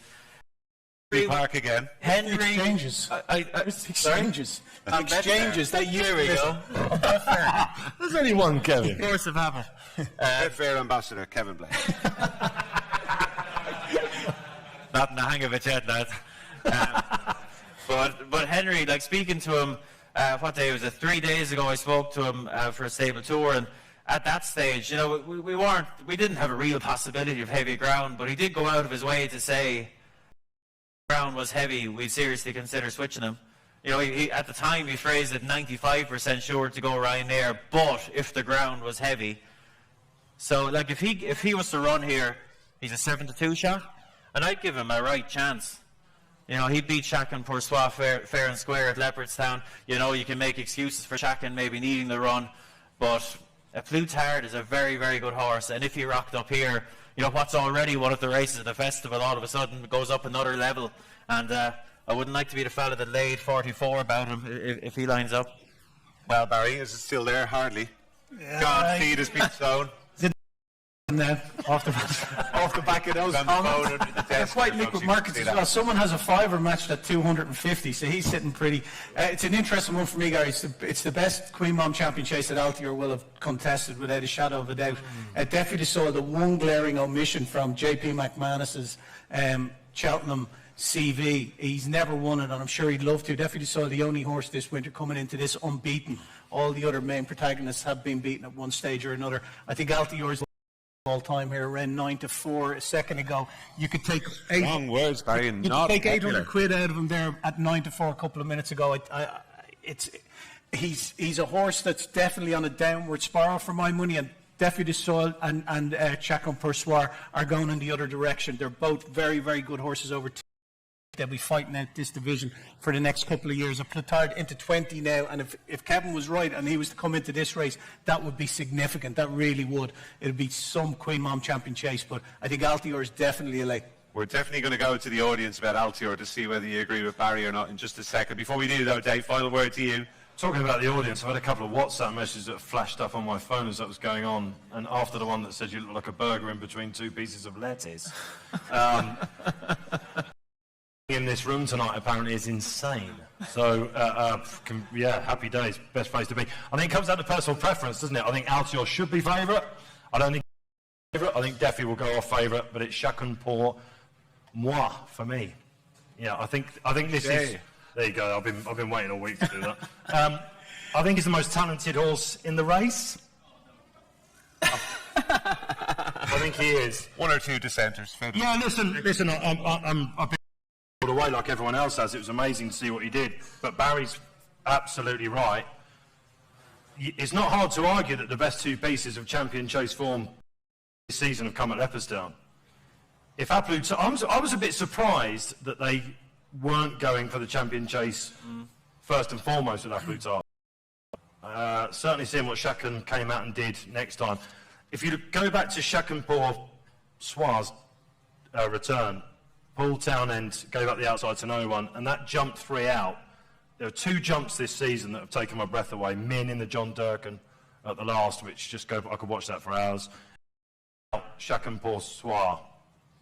It just took him to the front, and first time out against these horses that had a run which Plutard had, it's so difficult, especially at the top level. And it's that lack of Cheltenham form, isn't it, that just makes you think. I'm not sure they want a bog either. I mean, listen to some comments from Patrick. When I spoke to him, Patrick Mullins, earlier in the year, he wasn't sure about the ground if it turned up a real slog, but I think he will definitely look a winner for home, that's for sure. And my personal preference is that he will see off the other 2. Good man. Okay, so interesting cross-section there. As promised, we're going to go to the audience now here at the Show Theatre. You've all got your cards there, guys. Altior's the horse we want to get your verdict on. Ready, steady, cook style. I'm peering through the mist here. Oh, that's late. That has to be late. Barry. I don't know. It's surely a late. We were right. Do the Lays have it? Well, it's time for everything. The Lays have it. The Lays have it. It's close enough. Barry Orr has spoken. Do we all agree? Is it the Lays? Yeah, easy. Quite a few backs over here. The second wave is coming. Have you got somebody who can go around? Don't be shy, lads. Come on. Come on, this is where your money, where your mouth is. Come on. That is the exchange in one picture. Those who wait for exchange right there. Hold that. I've got to Play it all day. Hold on. Wow, that is a classic exchange horse, Barry, is it? Yeah. I see one fella holding up 2. One at a time, lads. Back and lay. He's a trader. He's good to go. He's going to lay it beforehand and back at him running because he's sure to trade at a big price. Good stuff, guys. Thank you very much indeed for that. Before we wrap up on day 2, just a little bit of quiet. We get the best bets from the panel. Back and lay from our panellists here. And feel free to throw in to the mix any horses from races that we haven't spoken about. Kevin, are you ready to roll? I'm trying to remember. I remember what my lay was for sure. That's Champ in the RSA. Place lay at that. God, where's my memory gone? Was it the Boodles? It was the Boodles, and it was trained by that man over there, Tronador. I think he's had a lovely preparation for this. Really eye-catching first time. Got knocked over by a faller. I think it was 2 or 3 out, and absolutely flew home. Went and won at Thurles next time without any great nonsense. And a lovely run in Navan last time, I thought. Looked a bit tricky on the flat at times. But Gordon has said he's putting blinkers on him. Looks to stay really well. Gordon, you'll tell us, you'll say it better than me. I assume soft ground will be no problem at all. And he'll have a nice weight. He should sneak in down the bottom. You've won the race for the owner before. And having gone through the race fairly well now, he was one that jumped out at me that could potentially be ahead of his mark. Yeah, I think the race will suit him. He's had the same preparation as Finnear Charm had the year he won it. So hopefully he does well. Okay. I don't like hearing that. I have a small share in a horse in the race. Recent revelations. You're not giving that a G up at all. He's a great chance, Barry. But you told me not selling it. He tells me not to say anything, and then he wants his pound of flesh. No, Barry's horse, recent revelations. He was second to Aramax, the favourite for the race in Naas the last day. He won't mind a bit of softer ground either, and he stays very well. He has a chance too. Okay, Barry, seeing as you're getting a bit lippy there, give us your own back and lays. Well, you can't lay your own horse now, Gar. Back in Manila Indo, no surprise there is my nap of the meet in Lane Altior. Okay, and Dave, finally back and lay for day 2? Champ is the lay of the meeting. I don't think I'm saying anything that the guys haven't done. Manila Indo is nearly my nap of the meeting. Nearly. All the eggs in one basket in one race. Yeah, it's a great race, yeah. Okay, we will leave it there for day 2. Barry, just remind us of the enhancement for day 2. Hopefully this one's right. Envoy Allen and Tiger Roll, 7-2, 8-5-1. If Envoy Allen is a non-runner, it goes on a single for Tiger Roll, I've been told by our traders. So 5-1 left from 7-2. Good stuff. So you could, if he does go for the Supreme, you could end up with 5-1 about Tiger Roll. No. Sounds okay. So, a lot more gambling going on. For how much? My mind is working overtime here. I've got to stick to this running order, though. We'll leave it there for day 2. And now it's time, guys, to introduce our third special guest. He's been waiting patiently in the wings there. We ran a little bit over time. Apologies for that. But please give a very warm welcome indeed to Betfair Ambassador Ollie Murphy, Grade 1 winner and looking for his first Cheltenham Betfair winner.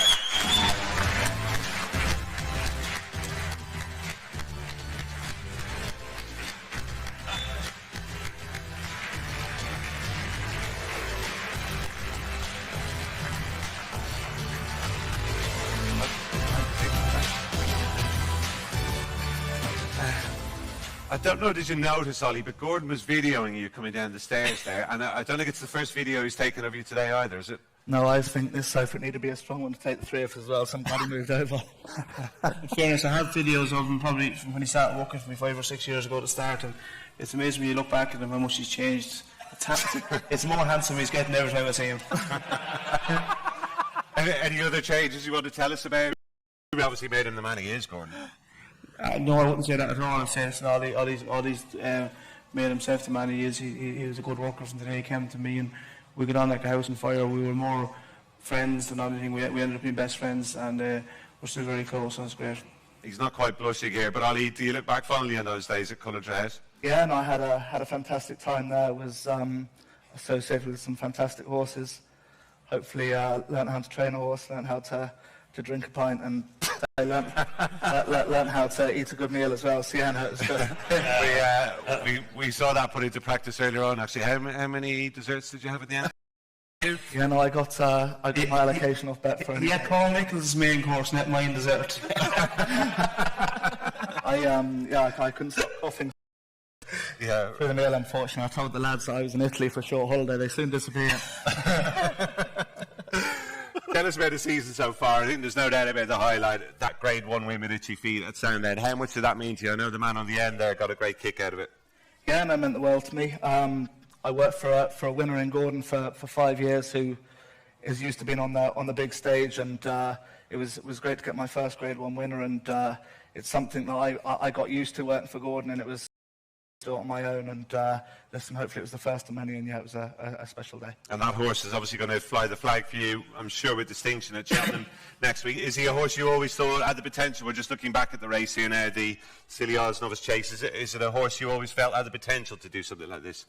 Good question. I actually started him off in a summer bumper, so I didn't know what the hell I was on about. But he's a horse who's kept improving. I think the step up to 2.5 miles suited him well this year. My horse ran at Cheltenham at the start of the year, and he put that run behind him, and I thought he was a good winner this day. Probably didn't quite get the credit he deserved, and next week's only going to be fences, and hopefully he hasn't stopped improving yet. And the old governor could be taking you on with Sam Crow, a horse you know very well indeed. How much is that something you'd relish, taking on a horse like him at Cheltenham on the big stage? Yeah, I suppose it's something you dream of. 2.5 years into training, and I think I'll be going to Cheltenham Festival with a couple of horses at single-figure prices for Grade 1s.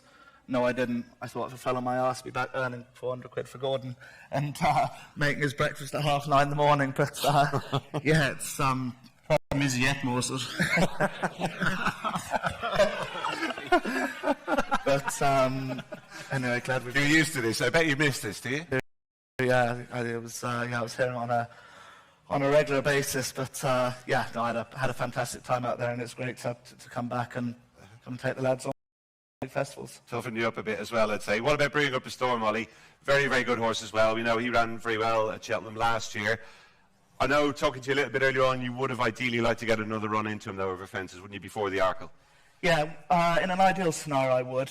Just the one thing I would stress, he won his point-to-point, his bumper, his novice hurdle, and his novice chase first time out. So he's clearly a very good horse when he's fresh. I thought his best run of his career so far was at Carlisle at the start of the season in arguably a graded race, which was only a beginner's chase at the time.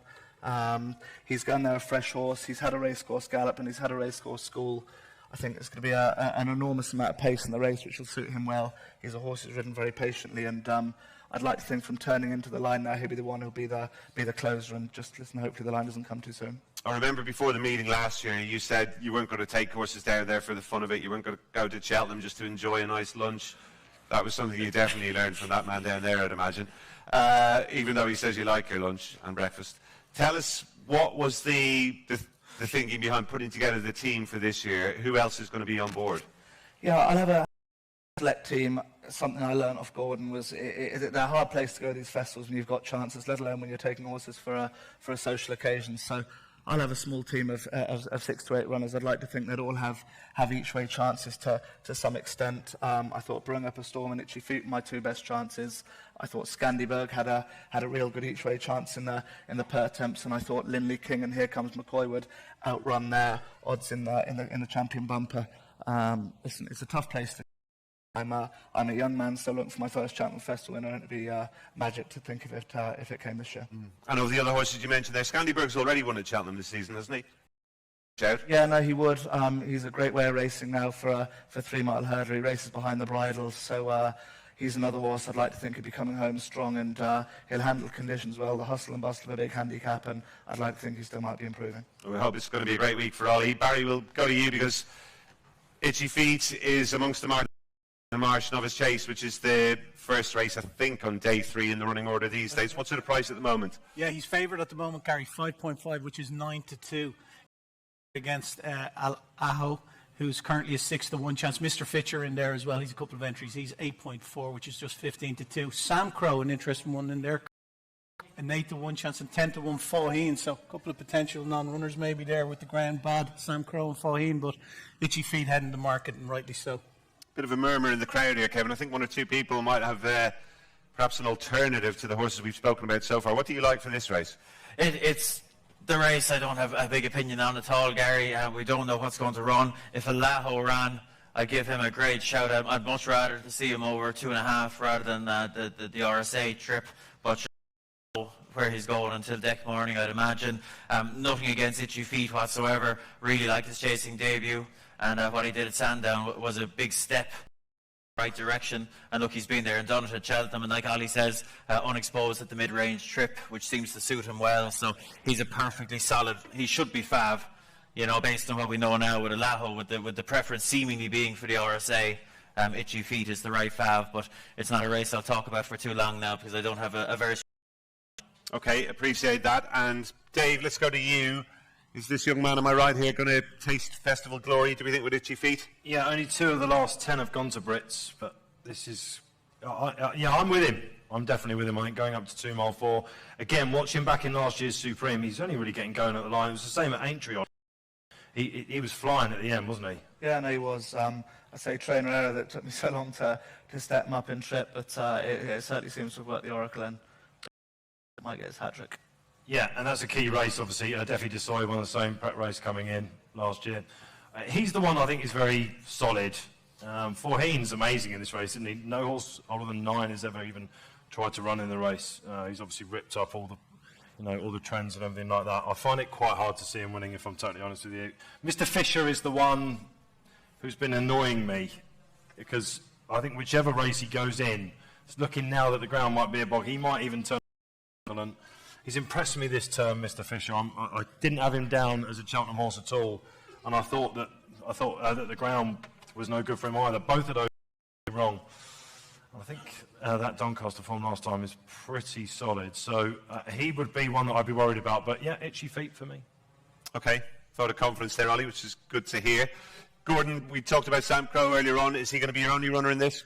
Yeah, he'd definitely be my only runner in this race. Wouldn't like to see the ground as soft as it is at the moment, like to see it drying up. Look, he's been disappointing this year from his first running down Ryle.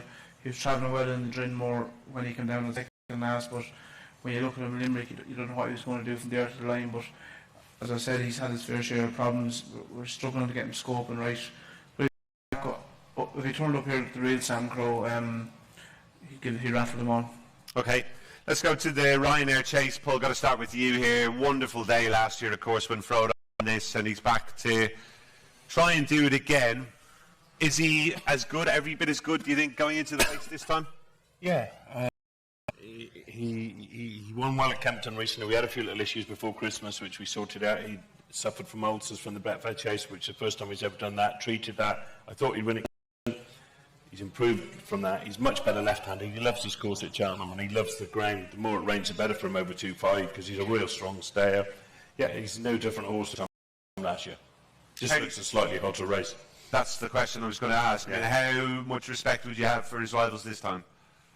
Well, a plus starter Min are very good horses. They're going to be hard to beat. If a plus starter ran in the Champion Chase, it would be a result, really, in a lot of ways. It's going to come. It always does these races, do. There's quite a lot of those going to run in the Gold Cup and the Champion Chase.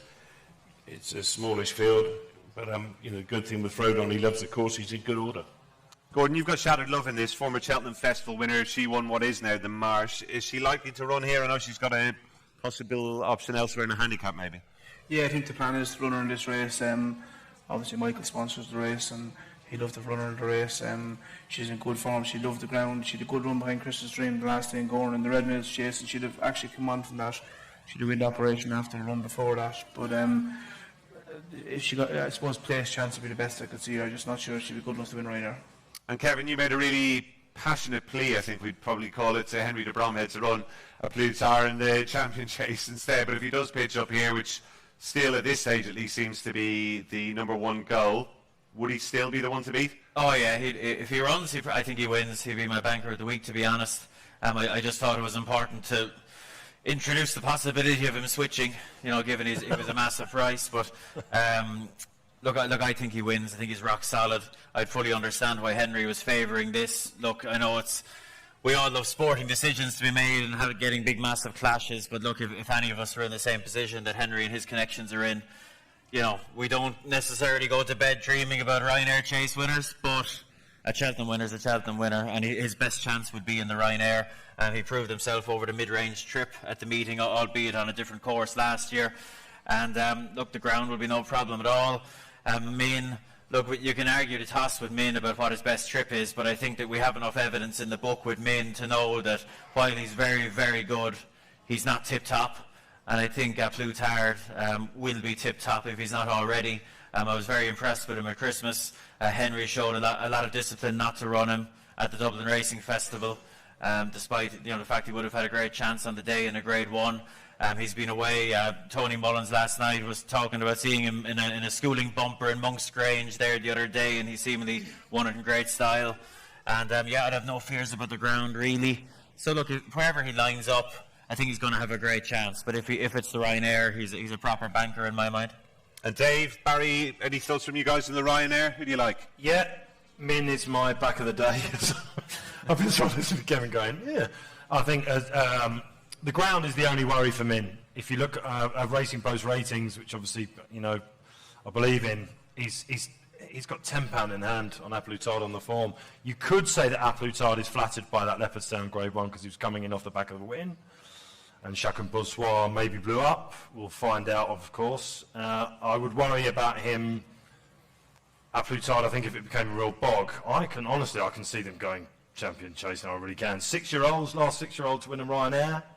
Taranee back in 2007. 3 have tried since, 1 has placed. Probably not as good as this. That handicap last year, it was just too good to be true for me.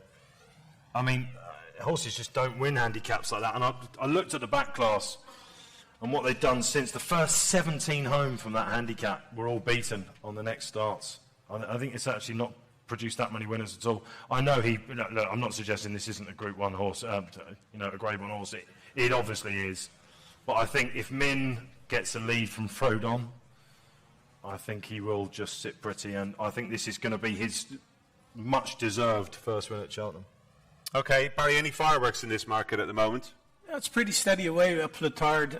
If he goes here, he'd be my main fancy. My main play in the race is I'll be laying riders on the Storm in the place market. Now, on the exchange at the moment, in the anti-post market, it's quite illiquid, the place market. But on the day, I'd imagine you'd be able to lay riders on the Storm at around 2-1, maybe a little bit bigger than that, maybe 9-4. But he had a very hard race in the Betfair Ascot Chase, and to back it up so quickly after going to the well a couple of times this year as well, I think he's a lay in the place market riders on the Storm. But I'd be definitely with Applutard if he goes here. Right then, that's the Ryanair Chase done and dusted. We'll go on to the Stayers Hurdle, big race of the day, of course, on day 3, twin feature with the Ryanair. Fantastic story last year when Paisley Park won.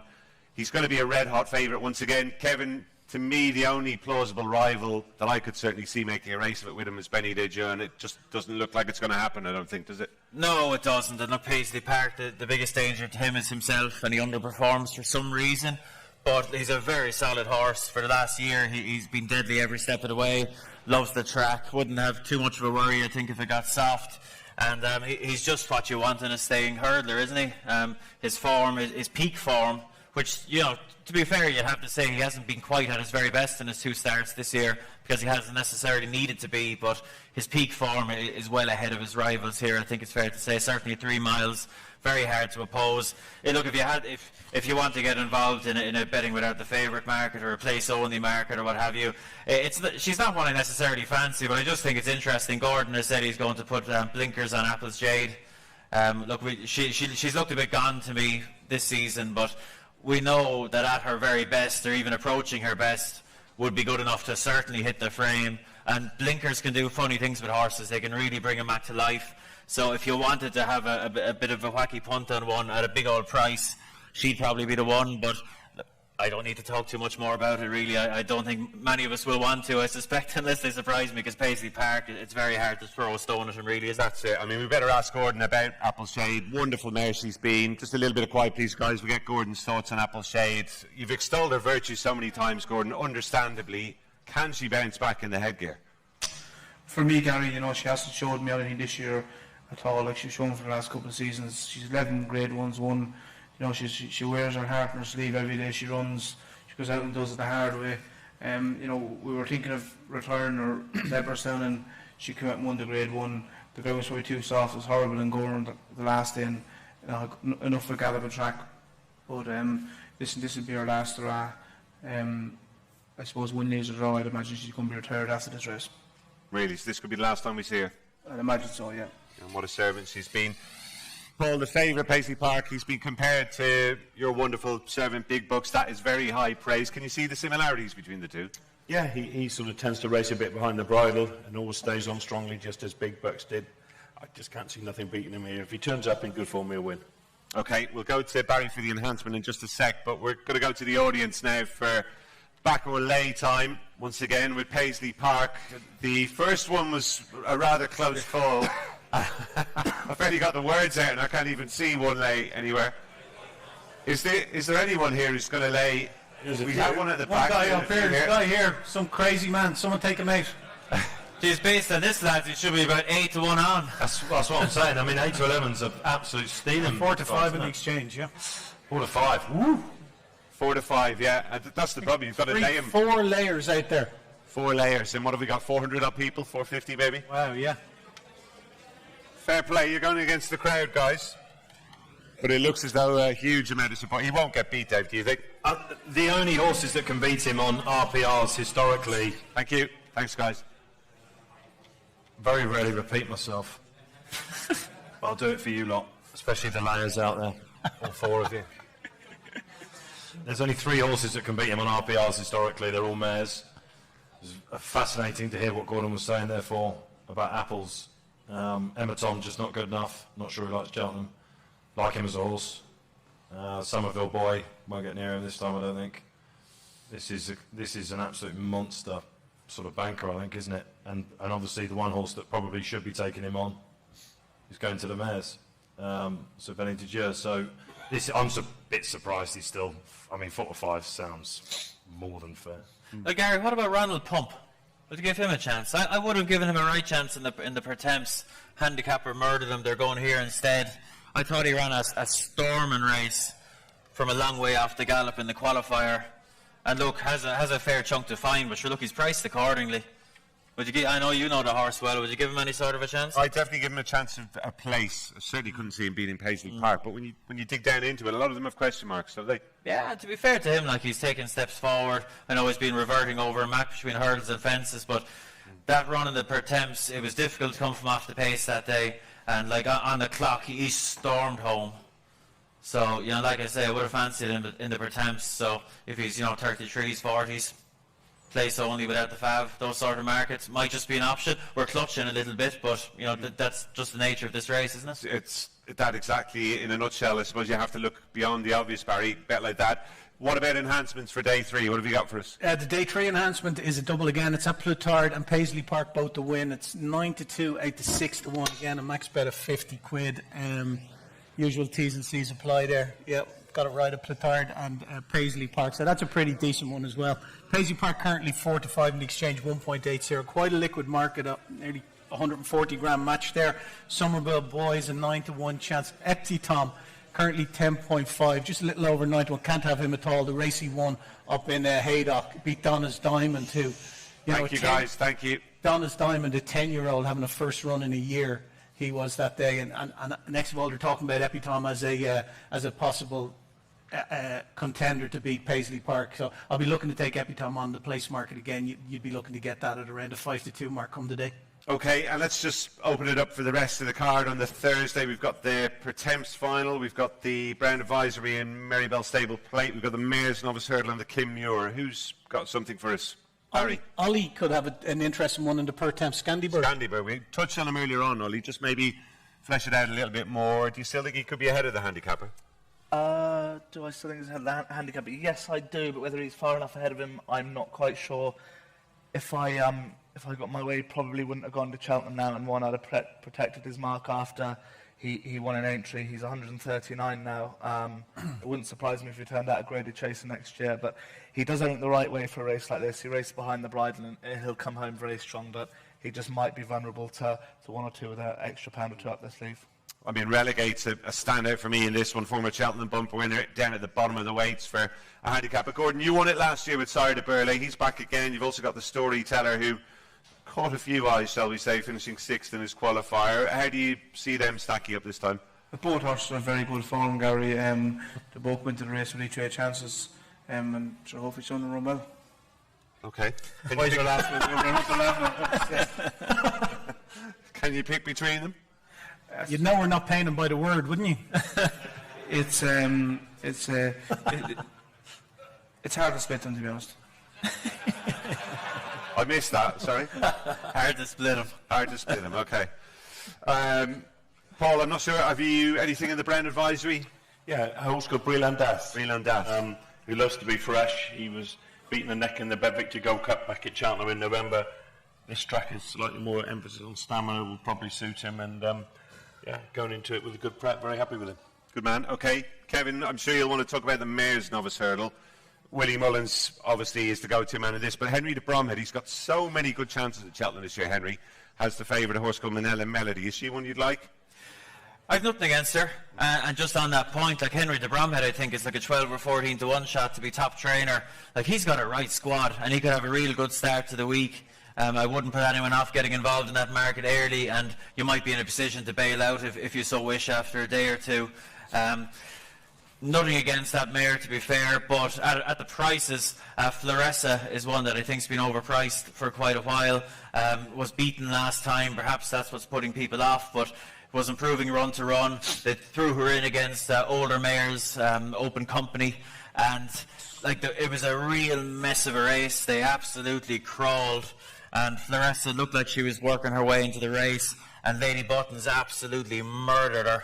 Hampered her quite badly. There was a careless riding ban dished out on the day, but she was quite a bit better than that bare form, and she's coming back into novice company now, and I think there's an awful lot to like about her. I think she'll really enjoy the test the race presents, and look, she's still a very fair price in my mind. And in terms of one other for Thursday, and in the Kim Muir, I've been banging the drum all week about plan of attack for Henry de Bromhead, another Henry horse. Barry O'Neill was confirmed to ride this fella earlier in the week, and the market was very slow to react. I don't know if people this side of the water necessarily appreciate Barry O'Neill as much as they would a Derek O'Connor or Jamie Codd. He's been champion point-to-point rider for the last 3 years at home, ridden 500 plus winners. He's ridden this particular horse 5 times, 3 wins, 2 seconds.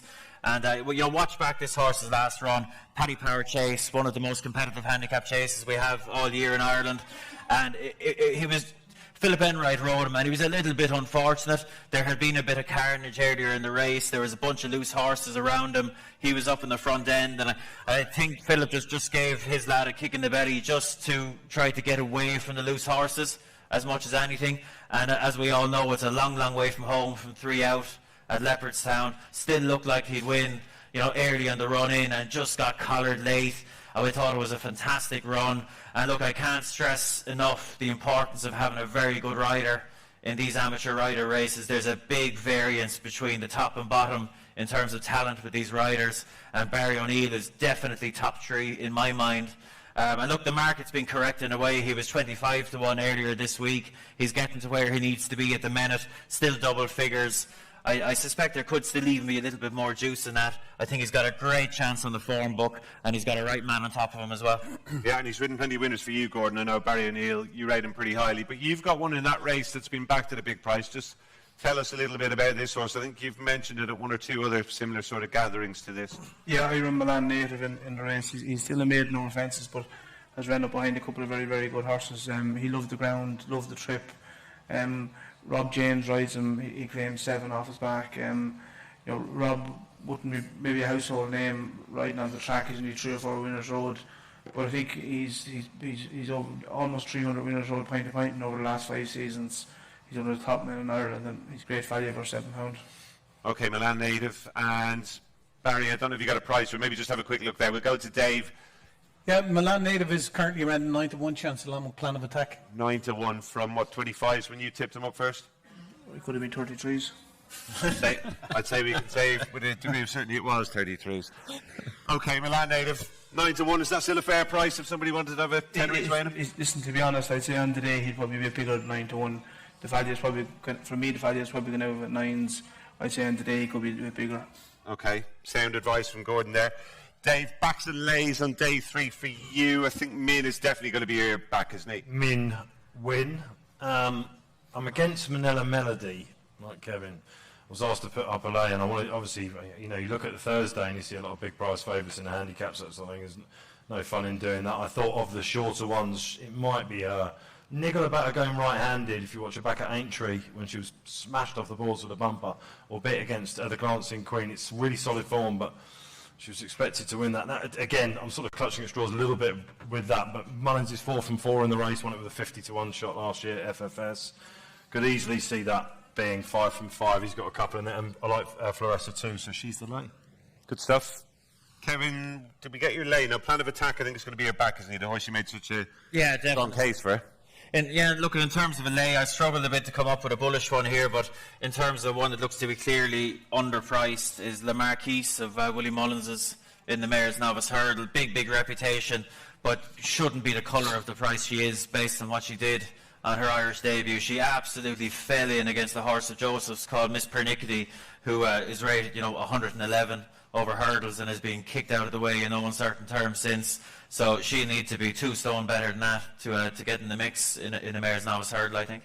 Okay, and finally Barry back in a lay, and I think you might have a little bit of a tutorial for us here as well at this juncture, have you? Yeah, we certainly have, Gary. Yeah, my lay will be Etimont in the Stayers Hurl in the place market come the day, and my back is going to be Ollie Murphy's Itchy Feet in the Marsh Novices Chase to beat Sam Crow and see Gordon smile after finishing second for the first time, because he'd be so happy for Ollie to break his duck at the festival. So I think what we're going to do is we're going to have 100 quid on Itchy Feet, and the winnings will go to the Injured Jockeys Fund. So I think the plan is to see it up on the big screen. So here we go.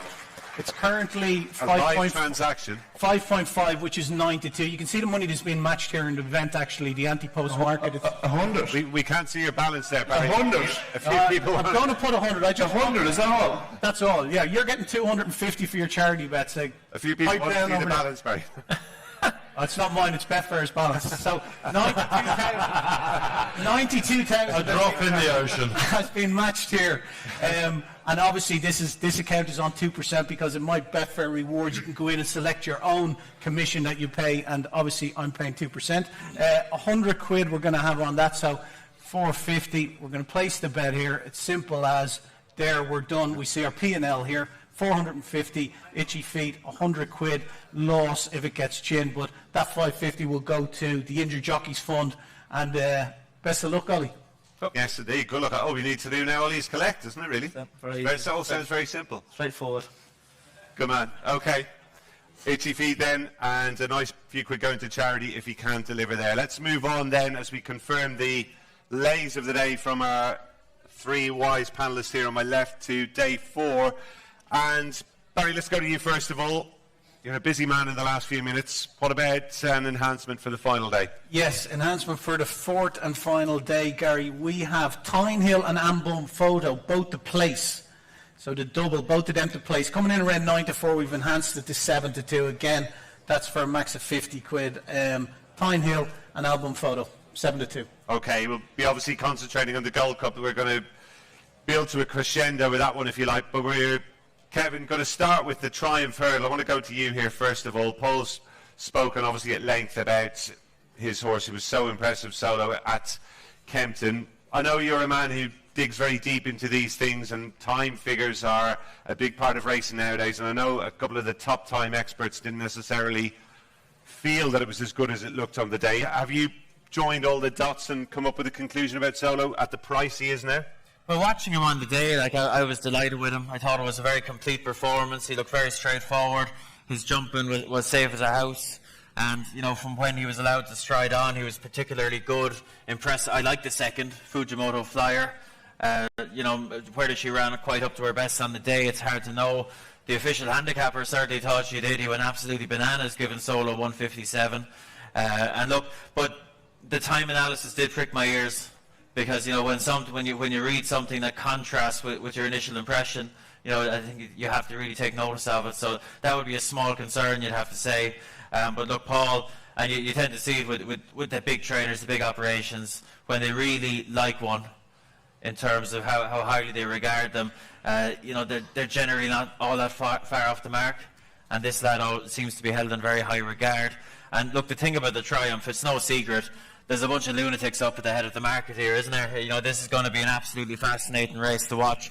All Mankind, his rider doesn't have a whole lot of say in terms of the gallop he goes. He's a real free goer. You can only imagine what he'll be like in the cauldron of Gold Cup Day.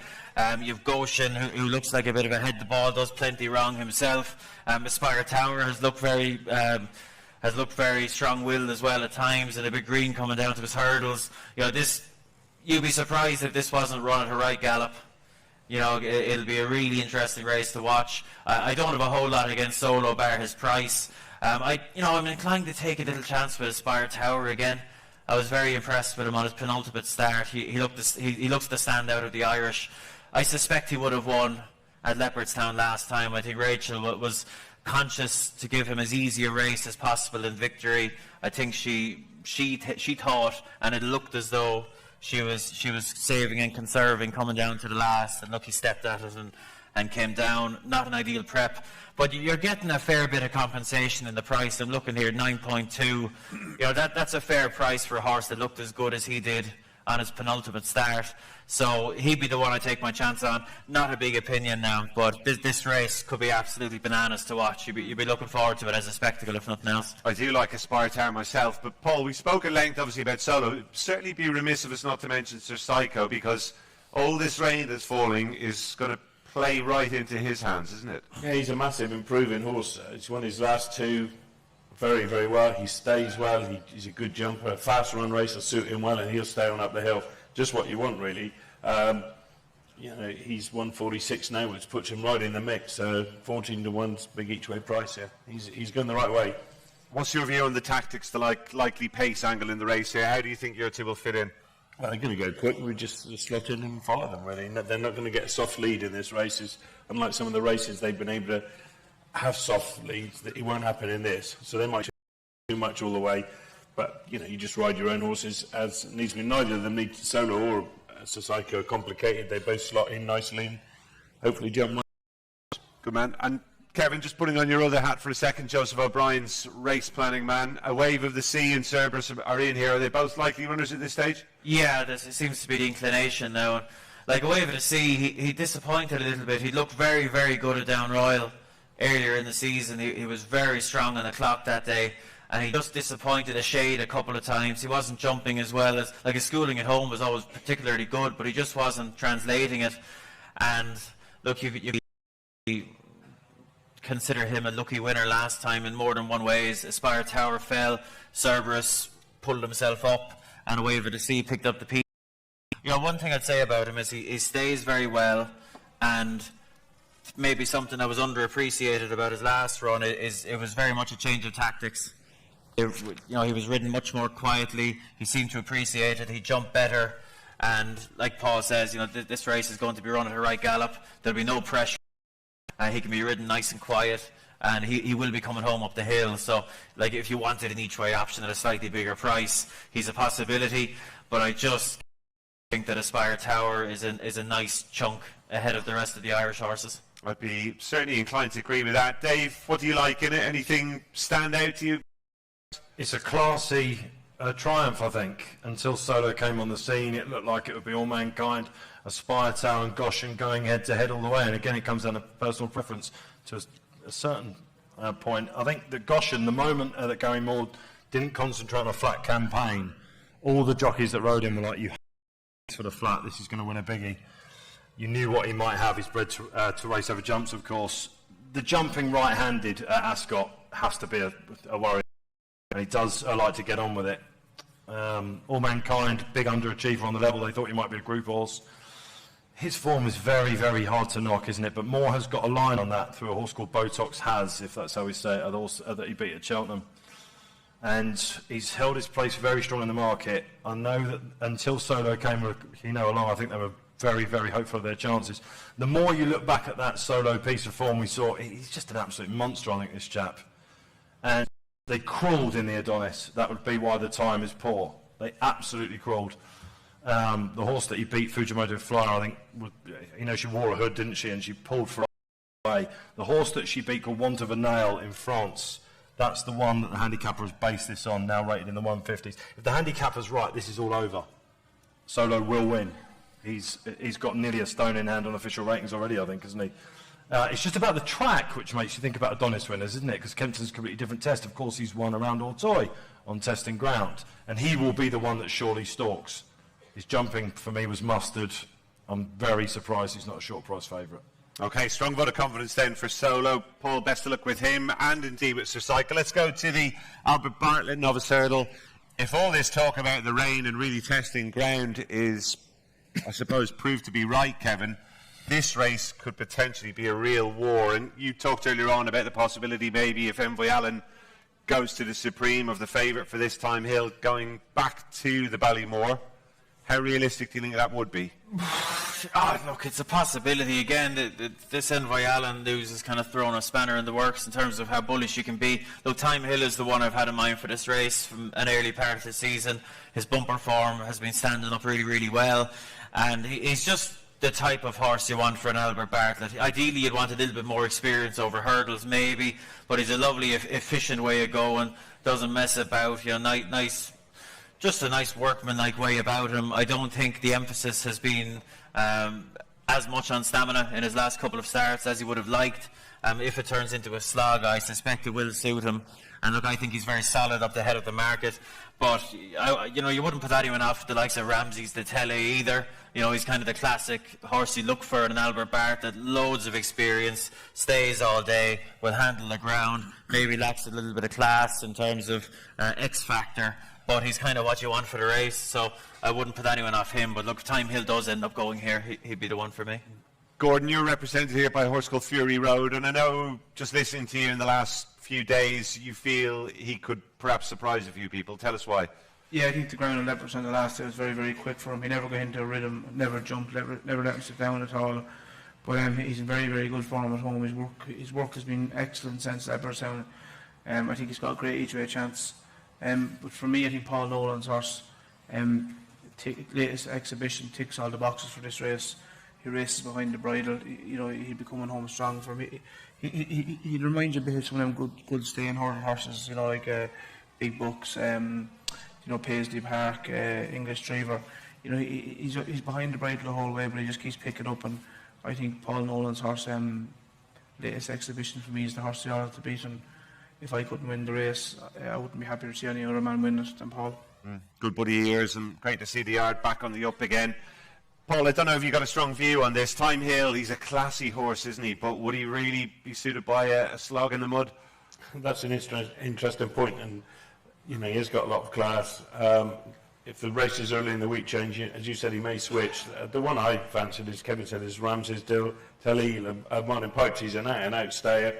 Gallops and day pipes, gallops and jumps. That's the sort of horse you want in that race. Ollie, if you could train one horse in that race, we've taken the runners down now, sorry to blindside you, but if you could take one away, Time Hill? Probably. I hope he wins. We're obviously a big Richard Johnson fan as well. I hope he wins for Dickie.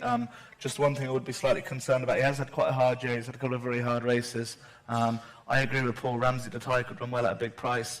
He's an out-and-out stayer, and listen, if he wins the Albert Bartlett, they're going to have a few quid in a horse I run in the boys' race called the Butcher's Set. He only was beaten 2.5 lengths by him the last day, and he's only off 135. He'd probably run well at a big price. Shaping up to be quite a hot Martin Pipe. We might touch on that again just before we wrap up. Dave, your thoughts on the Albert Bartlett? I didn't think I'd be saying that Ramsey's Adetaye looks like the one to beat in an Albert Bartlett at the start of the season. You could argue on a horse called Champagne Well, who chased home Time Hill the time before, that he holds his measure. Absolutely thrashed him at Doncaster. There's a 158 horse according to Racing Post ratings over fences. We stopped riding him that day. Champagne Well, he sat up in him. Was it a case that he didn't stay? The race, yeah, well, probably, but he just stopped riding him. I wouldn't read anything into the distance there. That's told me. That's told me. Monkfish is interesting, isn't it? Mention this. Strong fancy. Willie Mullins hoodoo in this race. Cost a bundle, didn't he? And I wanted to knock his form. It has been boosted, despite the fact he's not raced in graded company. Echo what Gordon says. I would love it if latest exhibition won this for Paul Nolan. He's the guy, I think, in the race with Ramsey's that you just wouldn't want to get into a fight with.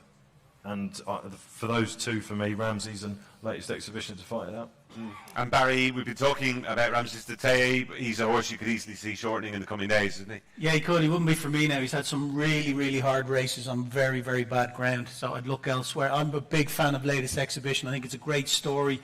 Paul Nolan, who was in the wilderness just a little bit, he's getting back on track. You've got Brian Cooper as well, who will ride him. And also there's a 50 grand bonus for the stable staff, having won the Nat Lacey Grade 1 in Leopardstown if he goes on and wins a race at Cheltenham. So it's a good news story all round. I thought he's a Grade 1 winner coming into it. The step up and triple really suit him, and I think he's going to take a bit of beating in the race. That's the Albert Bartlett then. This is the moment we've all been waiting for, folks, building up to the Cheltenham Gold Cup itself. Really looking forward to hearing the panel's views on this one. the feature event of the entire week. Of course, we've already heard from Gordon and Paul about their respective runners. Ollie, you'll be in neutral this year. I'm sure you're going to have Gold Cup runners in the years to come, but how do you see the race overall this time, and which horse in particular? I guess when you were at Gordon's, Delta Work was just making his way up the ladder, was he? Yeah, no, he was. I think he was running bumpers when I was there, but obviously I'll be cheering Gordon on. I'm a big album photo man. He's had a nice preparation again. He starts his season off in a funny place in Tramore, but I think he's had a good preparation again. I think his horse could still be improving, and I thought he's the one I'll be siding with. When you were the assistant, Gordon send you down to Tramore a bit? Every New Year's Day with a stinking hangover, yeah. It's always New Year's Day, and it was the last place on earth you'd want to be, and I usually ended up there. Heavy night on New Year's Eve, Gordon? No, well, I used to go to Ferry House. It was only 20 minutes away, so Ollie had to go to Tramore. General Dog's body, poor old Ollie at that stage. He's come a long way. Guys, I'm turning to my left here. Kevin, it's a wonderful racing prospect. Album photo, Ollie's made the case for him there. Delta Work would be my pick. He's a horse on the up. Presenting Percy, if he could come back to the RSA Chase form, he looked so good winning that 2 years ago. He's in there as well. So many more you could mention. Clanders a Bow, Lost in Translation, Kenboy, Chris's Dream, one who I think the rain will be a help for. But the one you like is? I like Santini, Gary, I do. Yeah, I'm not surprised now because he is a horse that splits opinion, and I can see why. But this is going to be a brutal Gold Cup, and I don't mean in quality terms, I mean in stamina terms. You know, this is going to be a real old-fashioned Gold Cup where you want an old-fashioned horse that stays really well, not necessarily a flashy type, a lovely, efficient type of horse, doesn't hang around in the air, doesn't make mistakes, maybe a little bit behind the bridle all the way, and stays very strongly, and that's Santini. You know, he didn't impress me at all on a season of reappearance, horrendously workmanlike, even for the type of horse he is. He really didn't impress me, and didn't impress anyone, I suspect, but he was much better the last day, I thought. He showed a lot more spark through the race. The race didn't necessarily go to plan for Nico de Boinville. He wouldn't have wanted to have been left in front as early as he was, but he put away a good horse in Bristol de May in good style. You know, he put himself right back on track there for me. It's a small thing, but I was surprised that Nicky is putting cheek pieces on him. Like if you'd said it, and it was suggested after his season of reappearance that he might be a horse that cheek pieces or blinkers even might help, but given he showed so much more spark the last day, it just surprises me a small bit. And I know, look, different trainers will have different opinions. It'd be interesting to hear what the three lads think, but I know Willie Mullins has a view that if you have a horse like that that's a little bit behind the bridle on most days of the week, you know, you wouldn't consider putting headgear on them at Cheltenham at the festival, because the atmosphere and the occasion, it almost acts like a pair of cheek pieces. It just fires those horses up and turns them on and gets them travelling that little bit more strongly than they do elsewhere. So, you know, I just find myself asking, why has he put cheek pieces on? You know, you wonder, he wouldn't necessarily say it, I suppose, but I just wonder, did he disappoint him a little bit in his last bit of work? It just seemed to come from slightly out of the blue. So at the closer we get, I'm just, that's picking at me a little bit. You know, but I think he is a Gold Cup horse. I think he'll be really well suited by the test that this year's Gold Cup will be. But it's annoying me a little bit. I'd love to hear Nicky expand a little bit more on the thinking behind it. But I'm sure we'll get there a little bit closer to the time, maybe. We're definitely going to be going to the audience about Santini in a sec, guys, Backer Lay, because there was a definite, I suppose, rumble amongst you there when Kevin brought him up as his pick. But Gordon, just on the point Kevin was making there about putting cheap pieces on at the festival, what's your take on that? Listen, I suppose every horse is different, you know, and there's no horse an individual. But I suppose in Nicky Henderson's defence, Santini's been to Cheltenham last year, and maybe he felt that the crowd didn't rev him up enough, that he wants to put cheap pieces on him. He trains the horse, so he's the man that makes the opinion, and I wouldn't second guess him at all. No, and Paul, if he was your horse, I mean, it's so hard to say when you're not dealing with him day in, day out, and as Kevin said, who knows, maybe his last bit of work played a part. Would he strike you as one that would benefit from headgear? I don't know. Nicky doesn't often use headgear, so it's interesting. Whether he's just put it on just to sharpen his jumping up, it may have that. Because think he jumps a little bit slow. I think it might just focus his mind jumping. But saying about headgear at the festival, the first time Seymour Business had any headgear on, he won the Gold Cup. So I won't be too worried about that. Mm. You're not going to put any Atlantis over, though? He doesn't need blinkers now. You don't need them. Okay. Okay. Paul, obviously, with a great chance for Atlantis over. We're going to the audience. Before we go to Dave and Barry, guys, Kevin has gone for Santini there. Who would back and who would lay Santini here in the Shaw Theatre? Was that not a persuasive argument, no? There isn't too much blue up there, Kev. No, we're struggling a small bit, aren't we? It's a sea of pink up there. We have, what would we have, maybe 15, 20 backs? But to be fair now, the get a price then. The nature of the race, like there are literally 10 or 12 horses in this that would not be in any way surprise winners. So I think if you ask them about any horse in the race, you're going to get mostly pink, aren't you? I'd say so. In fairness, we are being a little bit unfair on Kevin there. We're talking about a horse who, Paisley Park, we probably had a fair idea of the outcome. Yeah. We might just have had a fair idea of the outcome, but that's just the way the cookie crumbles, Kevin, I'm afraid. Dave, what's your thoughts on this one? Yeah, I'm all in on Album Photo. A lot depends on how you look at the form from last year. Annabelle Fly hasn't been a horse this year, has he? And I just think that his prep is ideal for it. I love the way that Willie's just waited, kept his powder dry for this. I think he is the slogger in the race as well. Santini looks like he wants 4 miles to me. I think the Cotswold Chase that he won is a graveyard as well for the Gold Cup horses. Looks like trouble. Back in 2000 was the last one to prevail. Santini's won at that meeting, if you remember, as a novice hurdler before going into the Albert Bartlett when he was really strongly fancied on ground that he'll probably encounter again. He was a big flop in that. He's my lay of the day, Kev, I'm afraid. He's my lay of the day. Banging heads on now. That's all right. That's all right. We won't have dinner. I think Lost in Translation is a fascinating horse. Possibly the best jumper in the race. I'm worried about him now that the rain's coming. Will he get up the hill as well as some of the others? And the prep is about as bad since I got a G in science at GCSE. I think it's awful, isn't it? What horse last one? A Gold Cup like that. I just wonder whether he might be a bit quicker than we're giving him a due for. Certainly, the Bristol de Mai form, him and Santini is not that great between them. I think the fact that Lost in Translation beat Bristol de Haydock on his favourite track, that means that he's slightly above Santini for me. But Delta Work is my second pick. I was very hopeful that we wouldn't get so much rain though, Gordon. I don't know about you. His form figures, if you look at them on good ground, they are outstanding. I'm not suggesting that he won't see it out as well, but at Leopardstown, obviously, the ground's been in his favour. Yeah, the ground probably. I don't think the ground myself will be an issue. He's run on soft ground before, and as Paul said earlier on, the track on Thursday and Friday will be drier than Tuesday, Wednesday. Yeah, he'd be my second pick, but it's all in Album Photo. And Gary, now I'm not going to let you get away with that. You gave a very sneaky mention to Chris's Dream there, a horse that I've heard nobody else mention for this race. That man, Henry de Bromhead again, and with the rain coming, would you give him a chance? Well, look, if the rain, he is in the same boat, I think, as your horse, isn't he, Santini? He wants very, very soft ground, and whether he'd quite be classy enough, unless it did come up bottomless, I'm not sure. But he's a horse I've always had a lot of time for. He has to, I suppose, go and take it to the next level. It was a pity we didn't get to see him in the Irish Gold Cup, wasn't it? Yeah, that would have told us an awful lot more. You couldn't put, I know, like maybe beating Shattered Love by whatever it was, 2 lengths the last day. You'd question whether that was good enough, but I don't think we can put a ceiling on him yet, really, can we? He's still a common horse, There still could be more.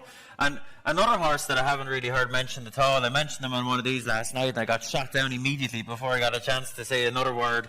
Monolly. He was only beaten. Okay. Do it again, Kev, I think. Kev, you're having a shocker in the Gold Cup. Pantomime villain tonight, give me a couple of words. Don't make us go again. If you like Delta Work, Manley has given him a right race. Might have beaten him on another day. Look, stamina would be a question mark, but Henry seems quite bullish that he'll stay. And Delta Work is 6-7 to 1 shot. Manley a 25 to 1 shot. It was the saddest thing that ever happened. And in this Gold Cup, there's a dozen of them there. I'm not going to knock the race in quality terms, but in terms of the range between the Fav and like the 10th in the market, it isn't that big. And he's finishing ahead second to Delta Work. You know, you can't be that dismissive of him, lads, surely. At 25 to 1, I wouldn't want to be laying him each way at 25 to 1, not a bit of it. Yeah, I agree with you, yeah. Harry, I think you'd like to be laying Santini, though, wouldn't you? Because he's your lay as well. I mean, you did a little demo for us there of a back and a charity bet going on to Ollie's horse Itchy Feet. Are you going to do a demo lay on Santini here? Yeah, well, we can. Yeah, we can do a demo lay on Santini here. Injured Jockey's Fund again. No offence, Kevin. Just in the no, I really don't fancy him.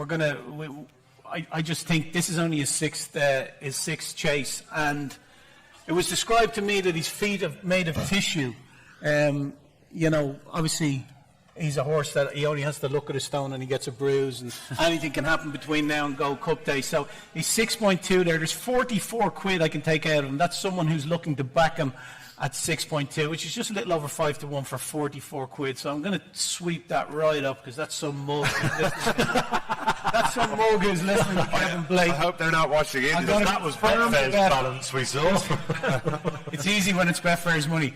But so my liability there is 228 quid. I'm happy to do that for the Injured Jockeys Fund. So any other horse in the race wins, and we win 44 quid for the Injured Jockeys Fund. If Santini, by some weird quirk of fate, does manage to outstay everything else, it's going to cost us 228 quid, but we'd gladly take that chance, and I think he's going to be a bigger price in the day. Abenfold is a funny horse because he hasn't really captured the public's imagination in that he runs in Tremor, he wins, he goes, and he's coming back to defend his crown. Delta Work, lost in translation, the Betfair Chase winner, another Betfair Chase winner, a two-time Betfair Chase winner. I'll give an honourable mention to third in the race last year, Bristol de Mai. If it was to come up heavy, he's slow as an old boat, but he will be there or thereabouts, and he could have a bit of a chance at a big price. But it's definitely a race. I hope I've my money made before it, because I'd hate to be trying to go home to Mrs. Orr and tell her I was getting out on the Gold Cup. It wouldn't be a pretty sight. So it's such a competitive event. Okay.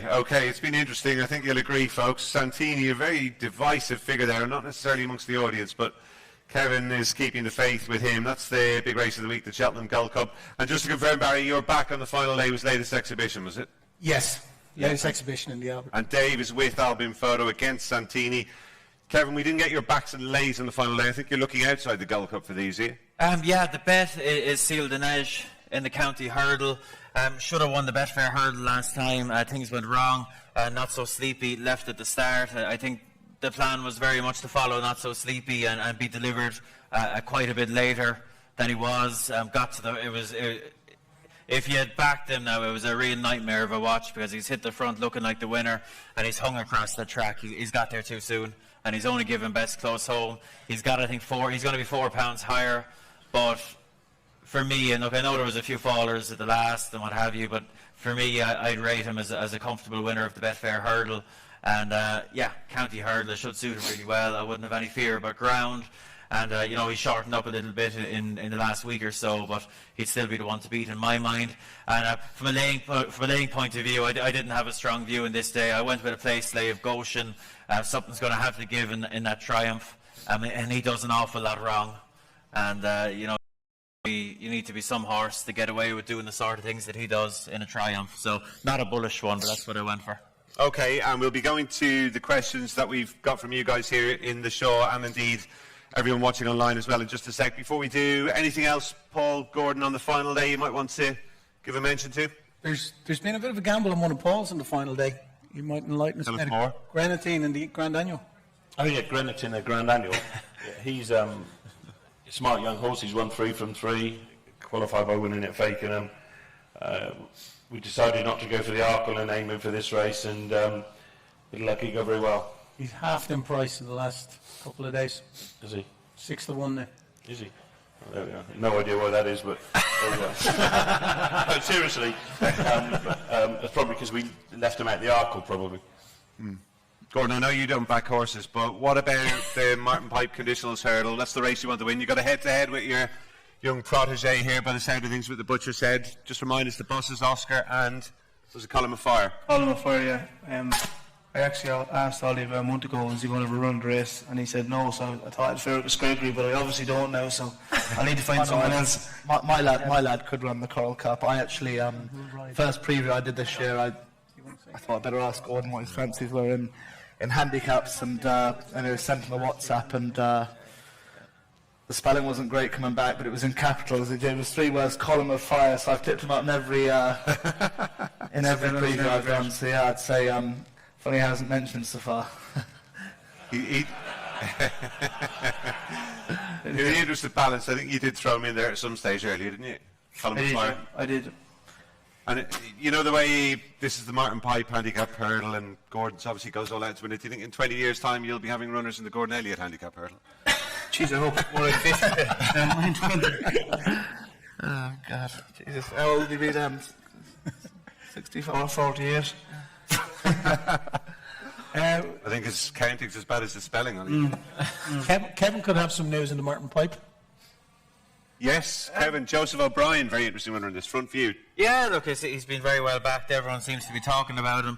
And look, sure, you can see the case. He shaped very well last time at Thurles. Look, you'd hope he's well handicapped, but and I'm not being smart and trying to play him down now, but I would be a little bit worried about his jumping.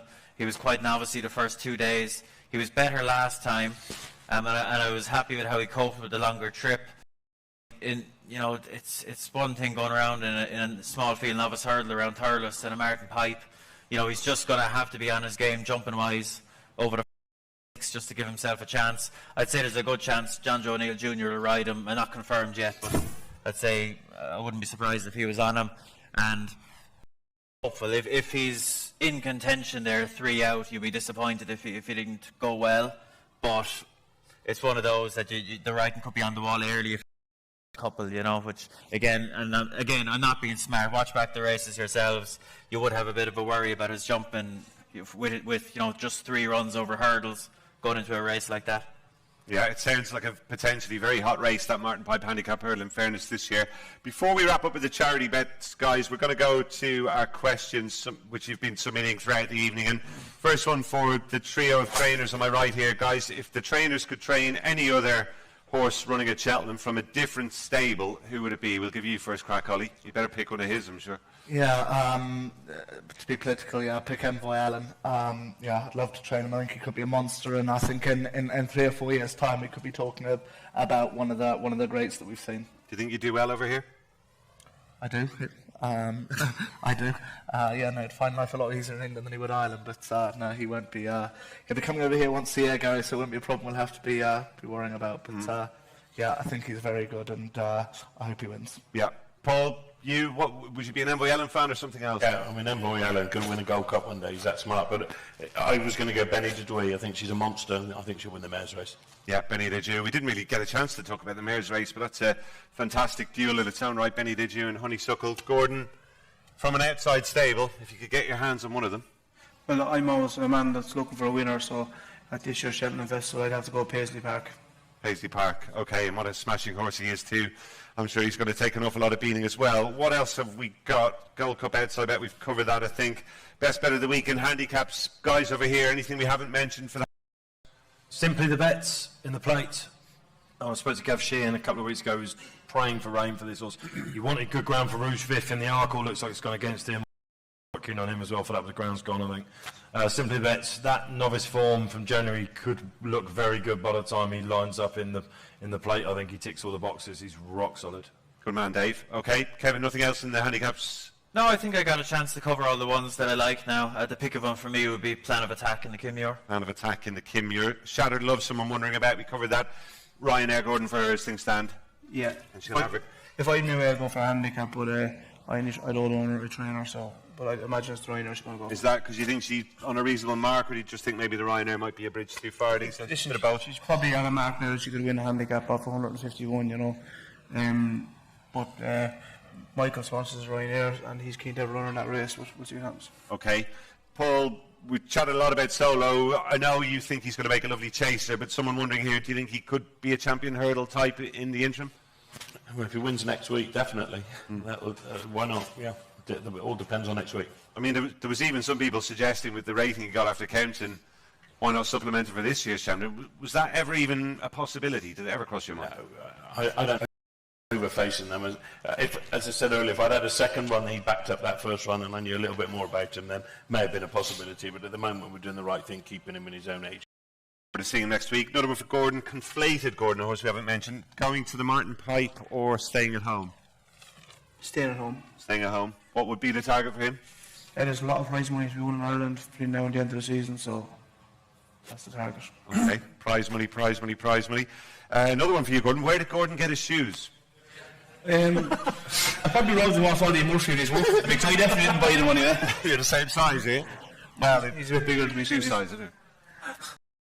Nothing, to be honest. I didn't buy them anyway, someone gave them. Okay, you've gone down different roads on that front tonight. Anything else? One more for Paul. Harry Skelton, is he riding? Yeah, he does. Why, if someone wants to know, why is he riding for Little? Well, I thought Ullam Sam would ride him, and I spoke to John yesterday morning and said that Harry decided to ride Dynamite Dollars, and John just asked if Harry Skelton could ride him, so that was John's wish. Okay, obviously he rides a lot for the Haleses, so that's fine.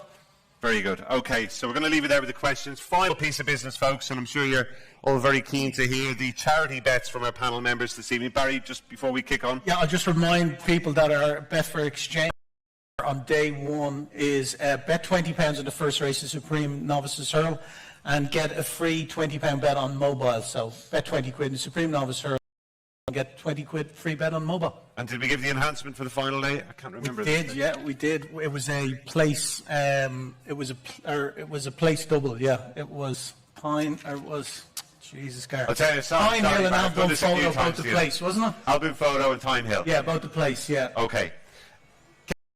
First charity bet. You've got your pick of 28 races. You've got pick of Joseph O'Brien's horses. Anything you like. What's it going on? Yeah, I always like to put up one of the bigger price of these. All dinner job. And plan of attack, 10 to 1, that sort of price. Yeah, try and get a good few. Try and hit a home run and get a good few quid in the pot for the charity. That'll do for me. Good man. Barry, do we know what sort of price, plan of attack? Kevin, you had an idea? About a 10 to 1 chance. Enhance the 12. Yeah, we got 12. There we go. Enhance the 12. I went in too low, lads. I should have said 16s. Yeah. Right, Dave. You know to aim high now when you're picking yours out. Go for it. Horse called Champagne Platinum in the Northern Trust handicap. Oh, it's a sneaky one. I love that one. This is Five Forks stuff, this, isn't it? They have been very, very clever with this. I heard Derek O'Connor at the start of the season, horse to follow. Jumped terribly first time up. I don't think they were too disappointed about that. They've run it in races with the hot pots in. And of course it was third to Ollie's horse last time at Sandown. That should hopefully get it in. 138 he's on. I think this is the trip he wants, he's absolutely chucked in. And he could reward it around about 16s, I think. Yeah, around there. Good man, Dave. Okay, I'm going to chance a double, actually. It might not necessarily be a double because the two horses... Oh, it's one of our enhanced doubles, Gary. It's not actually, Barry. I'm going to look for a little bit of jam on the top here. You're off messing. Manella Indo, your nap, obviously. I'm going for him in the RSA, and I'm hoping that Allaho might divert to the Marsh because there was very little between those two horses over hurdles. Manella Indo was just as superior for me, and I think if they were to go their separate ways, I think both could click. If Allaho doesn't go, I'd like to see, I think Ollie's horse might win the Marsh, but from a purely betting point of view, to try and get a few quid clarity, I'll let Barry try and come up with a price for me there in the enhanced 20 to 1, it's working. 20 to 1, okay. Yeah. That guy? You've got a bet. Sorry, I've got a bet, okay. Ollie, your best chance of the week, and are we giving Ollie a charity bet as well, the lads, Barry? Oh, yeah, of course. Yeah, of course, okay. My best chance of the week is Brewing Up a Storm in the Arkle, and my charity bet is Colin Maffei in the Conditional Jockeys race. Governor got a smile out of that one, the old governor. Paul, over to you. I suppose my best chance of the week is probably the only favourite we got is Solo, so you'd have to go with him, and charity bet each way. Good man. Okay, Paul, we wish you well. And Gordon, finally, your best hope and your charity bet. I know you like a little treble or something like that. I suppose my best hope of the week, look, it's hard to go away from Tiger Roll. If he runs within a stone of his rating, he should take all the beating. And my charity bet, I'm just going to do a stupid bet because it's a charity for to make it a big price. But how much is the charity? How much have we got? 50 for you, Gordon. Will you give me 300? Yes. Okay. Such a greedy man, isn't he? Yeah. Never has enough. For in the name of charity. Yeah. I'm not sure what this will pay, but you can tell us after. I'm doing here we go. A £10 each way, lucky 15. What cost you 300 quid. 300. Yeah, you knew that. How do you know what a lucky 15 is, Gordon? Someone told me how much I needed to bet to have this bet on. A £10 each way, lucky 15. I hope it's for yours in handicaps. They're all my horses. Oh, lovely. I'm not giving it a shot. It's for a bit of fun. Yeah. Go for it. Queensbrook in the bumper. Who we never got a chance to talk about. Fancy her. Second favourite. Yeah, she's got a good chance. She's 8 to 1, so I think you're going to give us 12s in that way. Yeah, we give you 10, yeah. Don't worry about the price. Just give us the lucky 15 first. Queensbrook in the bumper. Yeah. Tranador in the Doodles. Oh. Does that mean the horse that I'm involved in has no chance? Trying for his life. Thanks very much. In the Albert Bartlett Fury Road. Yeah. And Delta Work in the Gold Cup. Fuck yeah, boy. You'll get triple the odds for one winner. You knew that. I don't know what you get for it, but just for a bit of fun. Did you bring a calculator, Barry? No. Sorry? Did you bring a calculator? No. I'll run into a few quid, that's for sure. Don't worry about that. So just read them out to us again. So it's Queensbrook in the bumper, Tranador in the Boodles, Fury Road in the Albert Bartlett, and Delta Work in the Gold Cup. Okay. There's surely some maths genius in the crowd there. What's that going to pay? A lot. Yeah, if that cops, that man will have his. I've overestimated you all. Okay, that's a great way to finish. He started with a bombshell. He's ending with a bombshell as well, Mr. Elliott. Guys, thank you very much indeed. I hope you've had a fantastic evening. I want to thank everybody who's joined us here in the Shaw Theatre in London. I also want to thank everybody who's joined us online across all the various platforms this evening. I hope you found it entertaining, hopefully informative as well. And in particular, I want to say a big thank you to our special guests, Barry Orr from Betfair, Dave Orton from the Racing Post, and Kevin Blake. We wish them well next week. And of course, our Betfair ambassadors, we hope you have a fantastic week. Sadly, Joseph O'Brien, as I say, couldn't be with us, but best of luck to Joseph for the week. Ollie Murphy, Paul Nicholls and Gordon Elliott. Thank you very much indeed. Once again, have a fantastic time at Cheltenham if you're going. I hope you back plenty of winners. Good night. It's Cheltenham. It's about the groundwork you put in. It's about who's in with a chance and where the value is. It's about the buzz when festival week arrives. It's about those moments when time almost stops as they climb the Cheltenham Hill. The Betfair Exchange was best odds on 485 of 498 Cheltenham runners last year. Small details, big results at Cheltenham with Betfair.